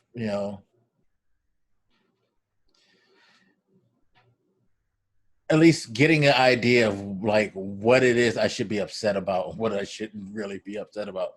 At least like having, even if I want to still be upset about, at least I know why it's the way it is. Yeah. I think he's done a very good job on kind of educating people of just how like the presidency works and what it is on a day-to-day basis to function as a president. like, or at least a president who actually gives a fuck. That I should say. There's a lesson. I believe I got it from Steven Pinker. He writes a lot of classic books, How the Mind Works, Blank Slate, Better Angels of Our Nature. I think it was him who made the point that you should try to make your books accessible, which is not to say you dumb them down or whatever, but you shouldn't need a doctorate to understand these books. Otherwise, who are you communicating with? And I think Obama's book is pretty clear and easy to digest, even if you're not some sort of political wonk who knows, every bit of, legal terminology or political procedure or anything like that. You don't need any real strong political background to just kind of pick up that book and enjoy it, even if you just want to enjoy it as like a series of different stories about when I was president and this happened in the background and blah, blah, blah. Like, it's pretty easy for anybody to just pick up. Like I would, if I was like a high school teacher, I think I would make it reading material in like maybe an English class. No, what do you call those classes? Like economics or whatever. Social studies. Yeah, fuck. There's some name for that class. That Political science. Or social studies. Social studies is probably. I think social studies. The closest because that's the basic. Whichever one they were like. So there's three branches of social studies, civics. Yeah, there we go. I just realized that's civics. Sorry. Yeah, you're right. That class, instead of like saying that there's three branches of government and then going suddenly into the Civil War, or excuse me, the Revolution from England, because we pretty much only talk about like the American Revolution and like, hey, we threw tea into the harbor one time and then we just kind of move on with our lives. I was like, yeah, maybe switch that in instead, especially since it's more modern and easily understood by pretty much anybody. So I think that's one thing I would like to praise is just I didn't have to have some deep political background to understand what he was getting at and find it entertaining and educational. There's no offense to some people, but like, as much as Obama talks about like, oh, I over-explain things, I'm like, yeah, but at least I kind of understand when you explain them. Like, there's some people out here talk about politics, and I'm like, I don't know what the fuck you're talking about, because clearly you went to school for this, and I didn't, so... Yeah, no, yeah, he, like, seriously, he's a nerd. Fucking nerd. Fucking nerd with a hot wife, and I envy him. That was the big takeaway from the book. He's got a hot wife. Yeah, like, who's a nerd too, which it makes it even worse. It's like, yo, again, how are these nerds getting together like this? Where's my nerd? Like, come on. Throw me a bone, please. For the love of God. But did I cut you off? I didn't know if you were going to go into a specific thing you were reading of interest. No, just like at the point I am, I still got 9 hours left. And if you guys think like, wow, you got a lot to go. Yo, it's like a 29 and a half hour, 30 hour listen. So it ain't a short Volume 1. It is just volume 1. God damn it. This motherfucker here. Like, why do you... Again, he said it, and it is well documented and very true. He likes to like give long, drawn out answers. Like, let me just ask you this. I mean, it's not like it's a spoiler, so I don't think it's gonna hurt for me to ask you like what point the book ends, because like we both lived the history, and it's not like it's something that you can't just look up on the internet. But where does this book end? Like, does he at least get through his first term?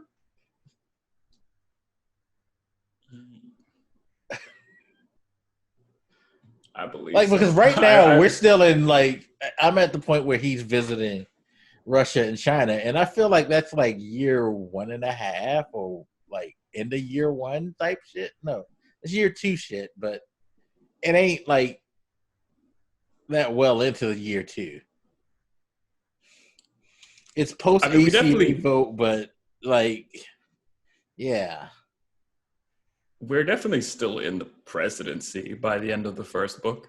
Like it's not like a post-president, doing much analysis of Trump or anything like that. Like he references Trump in the book, but only because of the birtherism thing. yeah. See, So it's not beyond that point. It's definitely yeah. it's not So beyond the point of his presidency. we're probably not even like gonna end 3 years deep in this. Like, still got like 5, 6 years to go. Good lord. I remember at some point him talking about having to think through re-election and kind of resenting it because he was like, I feel like we haven't got as much work done as we need to. And now we're talking about re-election and blah, blah, blah. Yet I don't remember him talking that much about Romney. So you might be right that maybe it ends around the time of the first term. I have to go back and listen, but I remember him referencing the next term, but I don't feel like he got into it in this book.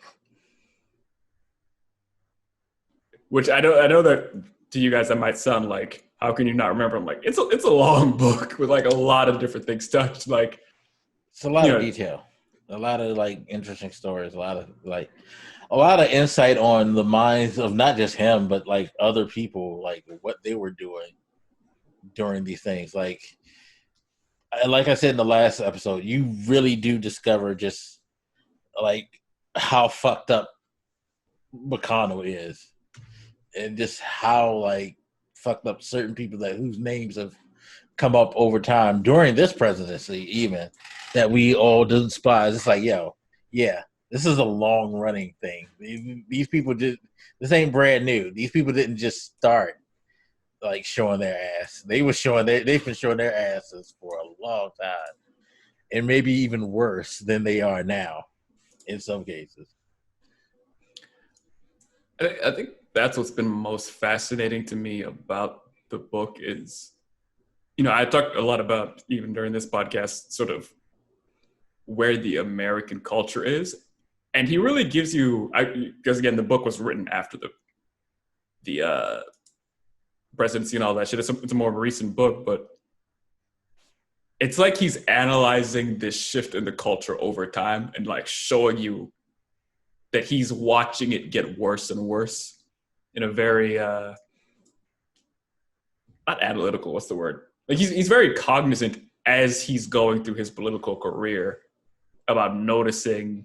I think at one point he was mentioning his time, in lower forms of offices like senator and whatever he was doing before, where he'd go out on the campaign trail. You'd have the occasional heckler or whatever, but they were kind of more based on whatever Republicans bitch about at the time. Maybe thinking, you're a Democrat, you're going to run up the deficit or something like that. And then at some point during his political career, noticing that people were just a bit more, there was more vitriol, I guess is the word I would have to use. Things like bringing up the birtherism stuff would start to come up. Yeah, well, so you're kind of watching. Reminds me of that story that he told about that address that he did, the State of the Union that he did right before the ACA vote, and it was the one where the guy got up and called him a liar in front of everybody and stuff like that. And he was just like, yo, I had a mind to walk up there and punch him in the face, but you can't do that. And he was like, the guy, he did apologize because he got,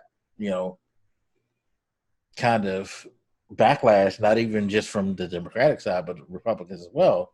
But people who didn't like Obama, and again, going back to how this whole thing, the craziness has been going on for a long time with them, and just being overly obsessed with opposing anything liberal. Dude got a bump and won his race because of that shit. Because people thought that he was a hero. Right. I think I vaguely referenced that one to you too, because it was one of those moments, and Obama spells out when he's realizing the same thing, where it's not just that it's happening, it's that slowly they're realizing that it works, because right.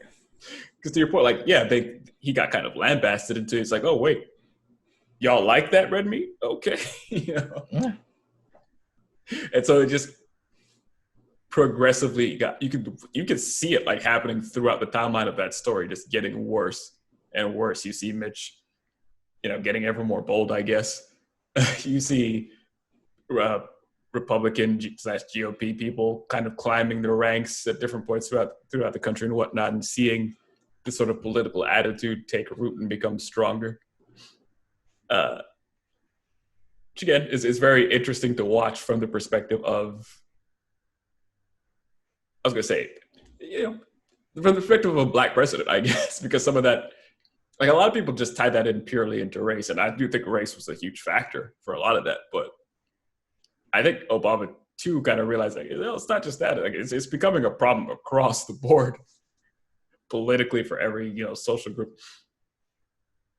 And having to be president while this wave of insanity is, you know, slowly creeping up on you, I can't imagine that. Yeah, Although I don't know, maybe it's even now. I'm not even at that point to see stuff beyond just the ACA thing and the Grassley story that I shared. Because, like I said, right now he's talking more about international things. But just thinking back while you were talking about just the instances and the things that happened over, especially, I mean, you know, we always make the joke, and I say we as in liberals or more liberal-minded people, always make the joke about the tan suit. But if you really think about it, like, that was a serious sign of disturbance, more than, like, what we think, because it wasn't just a faux pas that was, you know, talked about from fashion people, or just a faux pas that was just something in the media. Like, we always tend to think of it as just like, yeah, and that then the right wing media just had a freezy over it. No, you think about it, there were actual politicians commenting on this thing and making this an actual, like, talking point out of this shit. Like, they politicize his fucking tan suit. They politicize his wife's bare arms. Like, that shit should not happen. Or when Michelle like touched the queen. Right. I remember that on his international tour when they were like, oh, but it was like, he was, and the way he told it was like, yeah, she put her hand, and that was like a faux pas, but it was like, you look at it, the queen wasn't bothered. The queen actually rested her arm back on Michelle, you know, in a friendly gesture. And, you know, she was comfortable with it. You know, it wasn't like, you know, if anybody should have an offense, it should have been like, oh, you sully my royal blood. Like, no, she was just like, yo, she didn't call for nobody to be beheaded. She seemed to like Michelle, so it's like... Exactly. Or like, if you look back to his interactions, if you think back like to his interactions with the Pope, him and the Pope was super friendly, and that's supposed to be the highest law of religion, you know, highest, you know, rule of religious law. You know, that's, you know, he's damn near the Metatron. You know what I mean? You know, when you think about it. And he was very comfortable in being very relaxed and friendly and familiar with the Obamas. Like, and but people had issues with stuff like that. Oh, they created issues out of stuff like that. Yeah. And again, just watching him, you know, because he's a very thoughtful guy. So just watching him analyze and watch it, I can't imagine what it's like to see this and think, I don't know if he thought it was like inevitable that it was going to turn this way. If you fast forward and you look at Trump now, especially if you guys have like a problem with Trump, and if you're one of those people that like blame Trump for everything, I'd definitely say listen to this book, because you can definitely see the trajectory that took us to this guy. Mm-hmm. And especially with all these examples like we listed out where, you know, a Republican might have said or done something kind of crazy and maybe they were being shamed as per usual back then. But more and more over time, they just started realizing it worked. And as a society, we didn't do enough to beat that down. So it just kind of kept getting stronger. It's like that unruly child who you never really punish, and then they just turn out to be like a real psycho as an adult. Yeah, it's like, yeah, he just likes to yell. Don't pay attention to him. But it's like, you probably should pay attention to this kid yelling as he's like, you know, tearing the heads off of his dolls. You know, he's not just yelling. He's like effectively finding a way of how this stuff can work for him. And it can cause as much harm as he can do with it. It's what they did. They weren't just yelling. When we look at that, it's sad.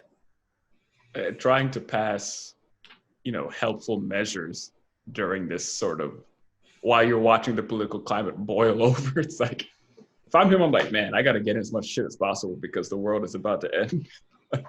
Again, looking back, he was trying his best to do, but once they lost the Senate and the House, it was just like, ugh.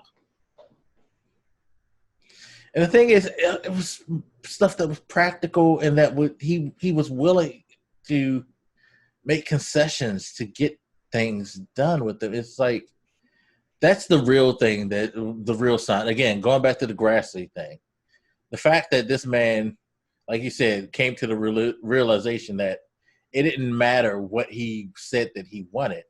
What he really wanted was just to punish him. And to be my goal, yeah, as the politician, is to fight you. That's it. Right. It's not to get. I'm just here to be obstinate. I have no other goal than that. It's not to be, it's not to fix the deficit, or if you want to take it back to the healthcare thing, when they got Trump into office and they finally, you were like, yeah, we're going to repeal and replace. And then they finally had to confront the fact that they had no replace plan. It's like, of course you didn't, because that was never the goal. And we all knew that. And like, I don't know if you knew that, but clearly you didn't. Your goal was just to say fuck Obamacare, as he called it, but like, just to say, fuck any measure he wants to do. You didn't really have a plan, because that wasn't the purpose. I mean, we're seeing it now, like with the stimulus thing. Mitch refuses to vote for it because he doesn't want them to have checks. A couple of months ago, he was fine with the checks. He just didn't want to give up the amount of money. Now the Democrats are agreeing to the amount of money. Now he's found another obstacle. I don't want the checks being given to people. It's just like you're just being a fucking jerk just because. That's all it is. And like the Grassley thing, it's not like you're just outright saying directly, no, we will never vote for this. You're just kind of laying out whatever objections you have and then steadily moving the goalpost to make it seem like, one, you have reasons that could be negotiated with. So when the public said, it's like, why can't they strike a deal? It's like, well, these objections that are put on the table are not real anyway. So you're never going to be able to reach, and I think that's the scary part, is you're not going to be able to reach much of a compromise with them, because, I mean, at this point, what do they really want? It's not like you could trade some bit of, say, stimulus legislation for some, I don't know what you would even say. It's funny that you some said religious trade measure too. Or something like, yeah. Like, it's because it's often not clear anymore what they want, other than just to say no to stuff. Yeah, no, it's funny that you said the definition could serve, but Yeah, it's funny that you said the trade thing, because before I got on, I saw there was a clip going around of AOC. She was on Instagram cooking, and she was going on a rant about exactly what you said, like how now that he's saying no checks, it's like they want something in return to give up the checks. It's like, what the fuck is it that you want? Like, what is it? Like, why do you need to have something in return for something that needs to be done? Why do you have to get payment for this shit? Like, it makes no sense. Like, why does it have to work like that in your mind?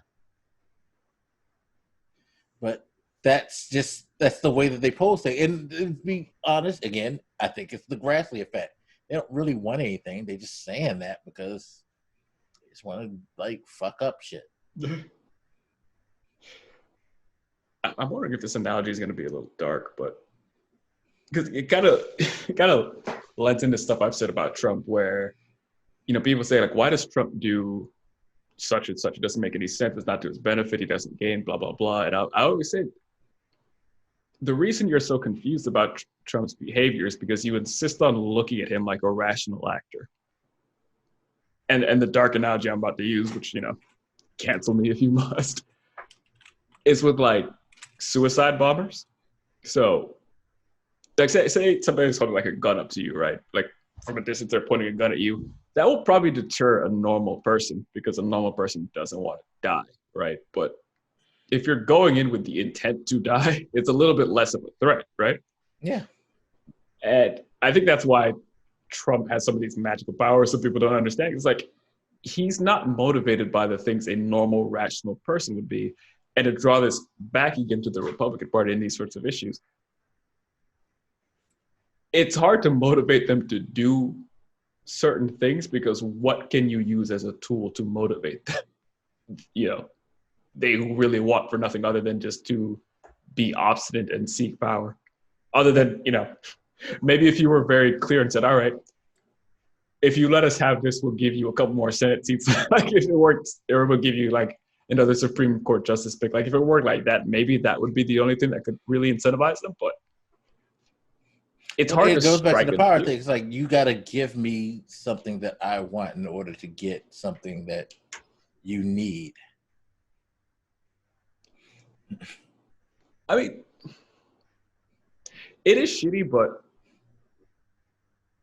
even without that sort of like rampant issue, like whenever you go to vote at like a local thing, for example, and you look at the ballot, you'll see these sort of random things stuck together for no fucking reason. They're not even remotely related, but they're clearly like trades between the two political parties. Like, what the fuck was it?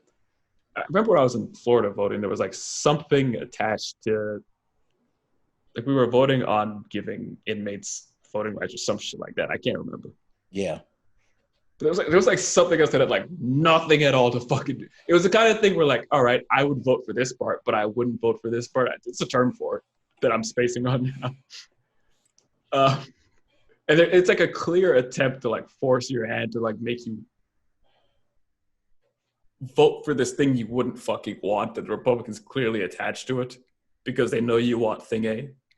And that's often cast as like, well, that's how politics works. It's, we want this, you want this, that's straight, blah, blah, blah. It's like, yes and no. Like, some of these things that you see on the ballot, like, take it a little too far. Yeah. And what is the term? There's a term for that. I'm sorry, I'm spacing you. It's gonna come back to me after we finish recording.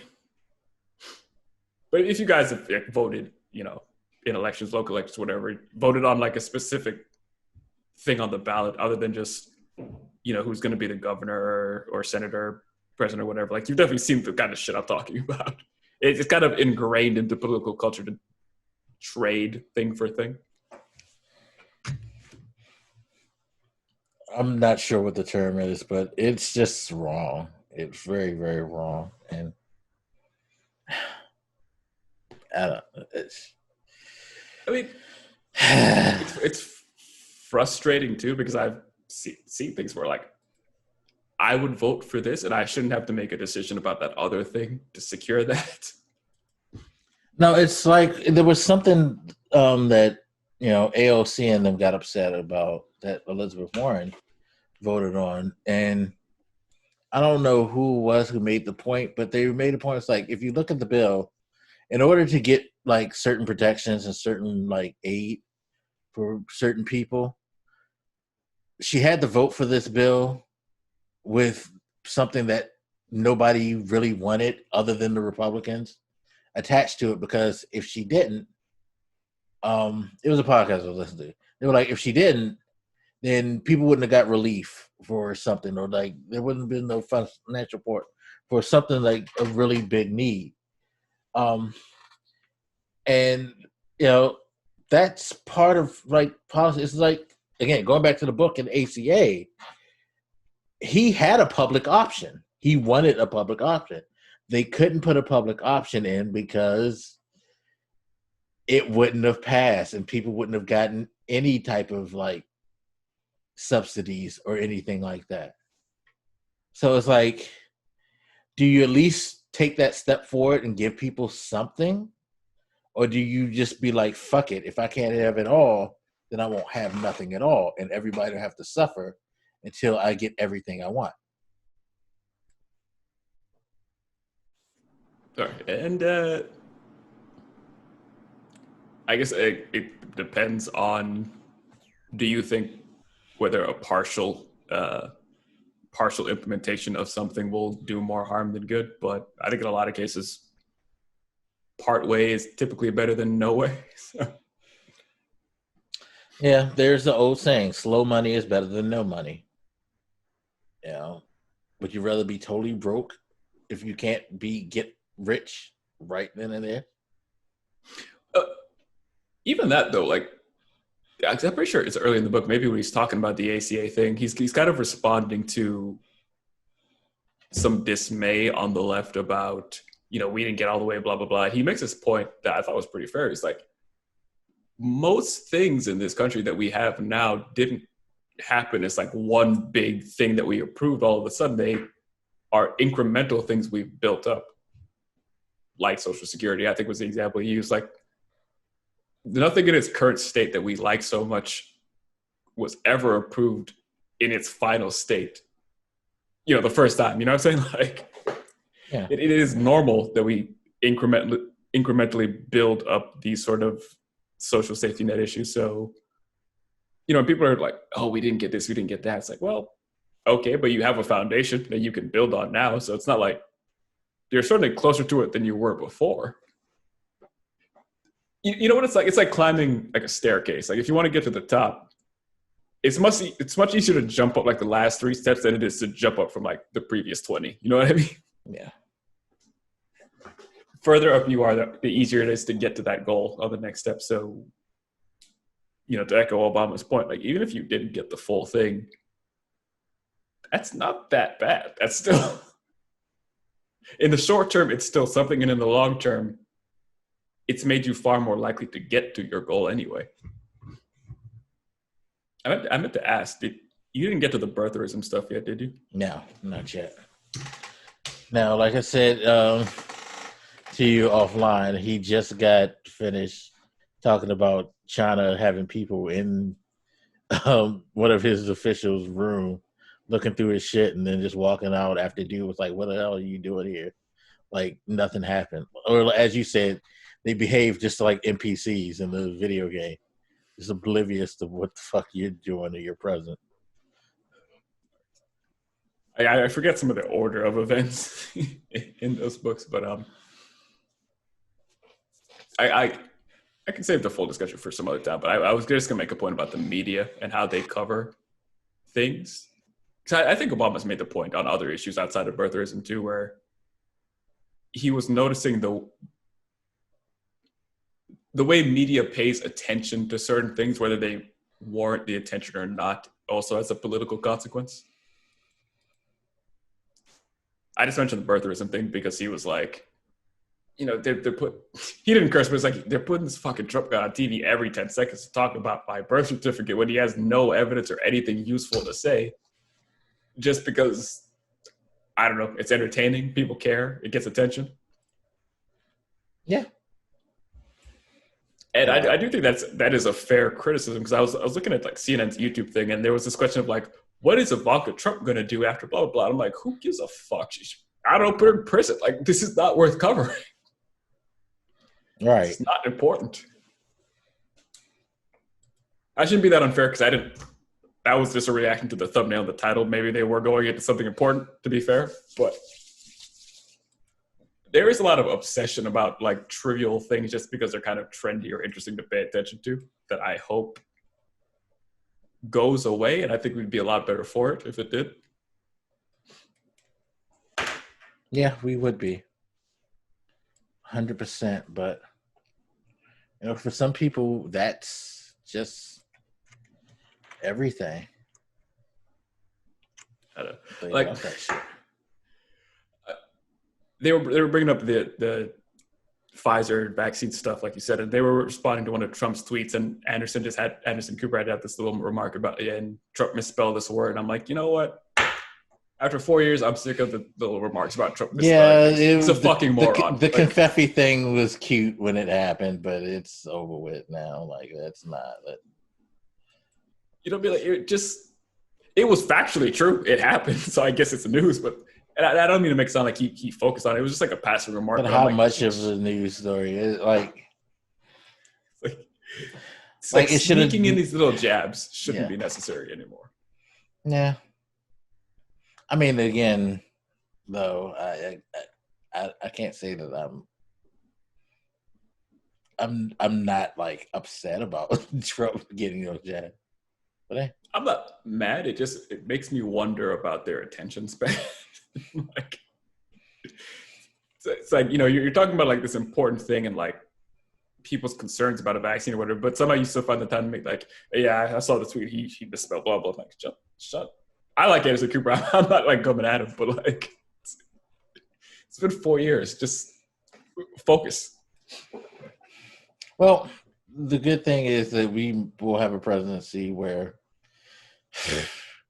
and it's sad now that I'm about to say this, that thinking about it, we're going to have a presidency where a lot of that stuff's not going to be the focal point because we don't have a madman and we won't have a guy who's polarizing because he's not the traditional color of presidents. Good old white. Yeah, it's just a plain old white man. We're used to. As long as he's healthy and he stays, Because if we somehow end up with a black female president, well, I was gonna say, well, I mean, we probably only got 2 years of quote unquote normalcy because he's probably gonna step down and he's gonna hand the reins off to Kamala, and then it's gonna start all over. It's going to be this big conspiracy. Yeah, it's probably still going to be happening now because I think everybody probably understands that she's probably being groomed for the presidency anyway. So they'll probably start in early and just try to find all types of shit to focus on her. Like, why are we talking about the vice president? We don't never talk about the vice president this much. Like, the most we've ever talked about a vice president in the past was when Bush's vice president, Dukakis, I think is his name, when he couldn't spell potato. You're not old enough probably to remember that shit, but yeah, that was a controversy when he was in the school and they asked him to like spell the word potato, and in front of a bunch of like little kids, he spelled it P-O. Damn, now I almost forgot how to spell potato. P-O-T-A-T-O-E. Yeah. Sparking the great debate over like, what's the proper way to spell the word potato? And is the E actually supposed to be there or not? Yeah. Yeah, God. When we had simpler problems. Yeah. I was spelling it in my head and I fucked it up. Not with an E. I was like P-O-T-O. I was like, wait. Yeah, because I almost said that. That's why I stopped. Poto? I'm like, no, it's not potato. It's not potato. I'm like, stop. You know what? Any of you guys who gave him shit, give him a break. That's a hard one. There's too many vowels. Yeah. Yeah, I'm curious for you to get to the end because I do want to talk about the birtherism thing. Because I do, not because I'm excited to talk about Trump, but I think it will lend interestingly to the conversation about, one, the media, two, how we got to this motherfucker as the president. So yeah, you're only 9 hours away. Yeah, I'm almost there. I'm making it through volume 1. Definitely. It's a good book. Good book. Definitely cop it and check it out. I think you'll enjoy it. And now I have to go back and listen to Michelle's book after this. Yeah, definitely. A book that I actually own, but I've never like listened to. Because he talks about her perspective in his book, a lot of these things that he noticed, and I'm curious to know if she actually addresses those things herself, because I want to hear her perspective on it as well. It is interesting, hearing her talk about like family life and those kind of concerns, and hearing her talk about trying to be a first lady and all this shit. So I think it's definitely worth listening to them both. And I don't recall hers being as long. I might have just had bad memory because it's been about a year. It probably is not as long because she's just as well spoken and just as detail orientated, but she's more concise than he is. She knows how to get to the point, whereas he just, God, love you, Barry, but good Lord, like, stop reminding me of myself. And if you guys are fans of them, again, they narrate their own audio books, so you can. It's like there's some people you love to hear talk. Like if you ever listen to any of Bill Nye's books, he does his as well. Not everybody can do that. Like one of my favorite writers, I mentioned him, Steven Pinker. I don't believe he narrates any of his books, and I love the guy, but I don't think he has the voice to do it anyway, which is probably why he elects not to. So. There was someone, and I forget his name, but I remember listening to a podcast. They were talking about his book, and they mentioned that he narrated it. People were like, oh, God, why would he do that? Because apparently his talking style is to say stuff like this. Like everything he ends kind of comes off as if he's questioning what he's saying. You know what I mean? Like, does it really make sense to do this? I mean... Theoretically, it's right, but he always ends everything in a questionable tone, and it's like, that would drive me crazy. Like, are you asking me, or are you telling me? What is your point, sir? I definitely think it's a skill. Yeah. Like if I was to write a book now, I wouldn't narrate wouldn't for narrate the audiobook personally. No, like, oh my God. I mean, first of all, just the number of hours put into that. But I mean, just for me, like, speaking wise, voice wise, I don't think I'd be the person to do it. That's why, for those of you guys who don't indulge in audiobooks, there's a mix. Like some people will narrate their own, and other people will have somebody else do it for them. I just do like most British people do and just get Stephen Fry to read my shit. Oh, he's got a good voice for stuff like that. But both Michelle and Barrack have nice voices, and they do read their own books out loud. So. And I think having that sort of personality mixed into the reading also helps. So, yeah, it does, especially since he's talking about stuff. Because I could really like it. It makes it even more impactful to know that he's saying what he actually did say. It's like, yeah, I really can hear you saying that shit too. It's like if anybody ever watched Bill Nye the Science Guy. Like when I listen to his audiobooks, it's the only thing that gives me that same sort of feeling I had as a kid watching him. Because he just has that way of talking. So yeah, check them both out. I don't know what they cost right now, but I think if you have Audible. Yeah, I know Michelle's like this free trial. You can, if you have Audible, you can actually use your credit for Michelle's. I know, like I said, when I got the free trial for Audible, they were giving away around Black Friday weekend. His new book, but I don't know what it is now. But you may be able to use your credit towards it. So check and see. I mean, if you have Audible, you should definitely be able to use your credit. I don't think I paid for his book like that. I don't remember how much the subscription is. It must be like $14 a month or something like that. But like every month you get like a credit for one book essentially, and you can always buy other books outside of that credit. And I do notice sometimes they have deals where you can get like multiple credits for the cost of one. Yeah. So, and there's other free stuff on there too, so it kind of would be worth it if you do like to read but don't have time to read, and you don't mind listening to books, and you on your commute and things like that. I love listening to them while I'm like cooking or cleaning. It's a good way to get a book in when I can't just sit down and read it. Yeah. And again, in some cases, I think it's probably the better option, especially for cases like the Obama book where he is reading it, and like you said, there's a certain weight to the guy who did it saying it out loud to you. Right. But yeah. All right. Next time we'll be talking all about cyber. No, I'm kidding. Oh, you can do a cyberpunk thing if you want to do one, just so you can get some shit off your chest.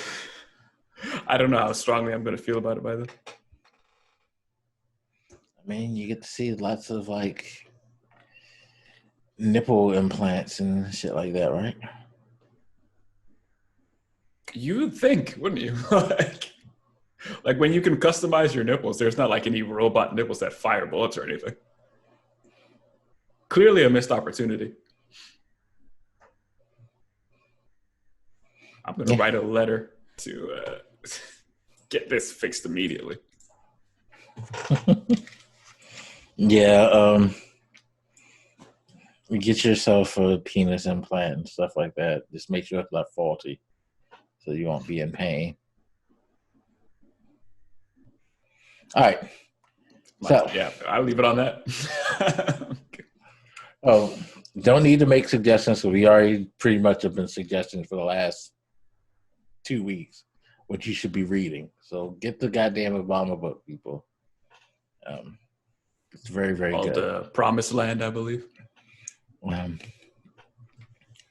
Yeah. I'm done. I'm tired.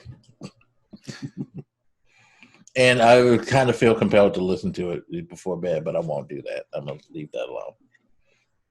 And then get some sleep, some much earned sleep. All right, ladies and gentlemen, thank you very much for listening, watching, all that good stuff. Hopefully you enjoyed it. We will be back next week with another edition of The Reason Reborn. Any special parting words you have to give to the people?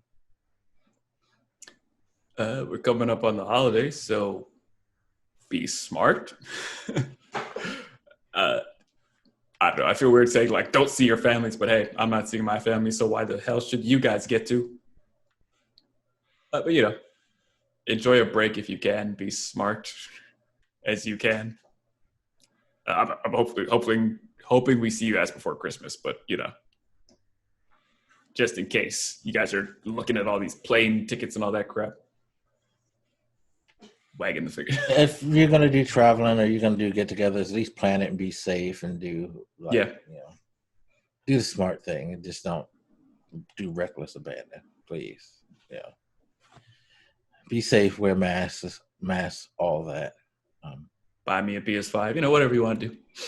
I really wish somebody would buy me a PS5. Shit. Not that it makes a difference because all I do is just put my PS4 games on it. So, because the only PS5 game that I would want to get is Miles Morales right now. So. I will say during Black Friday, I bought like some courses off Udemy to like learn some new shit. Hopefully, I can start one of them in the next couple of weeks and report back to you guys as to whether that platform is good for that kind of thing. It's my first time using it. But I just saw like on Black Friday, they had these like amazing deals. I'm like, oh, I definitely want to learn fucking everything under the sun. So I spent like $100 on like 10 courses. That's not bad. No, not at all. Not bad at all. We'll see. So yeah, there you go. You're going to get reviews too, people. Hey, we're the gift that keeps on giving. All right, everybody. Take care. Have a great night. We'll see you next time on The Reason Reborn. Peace.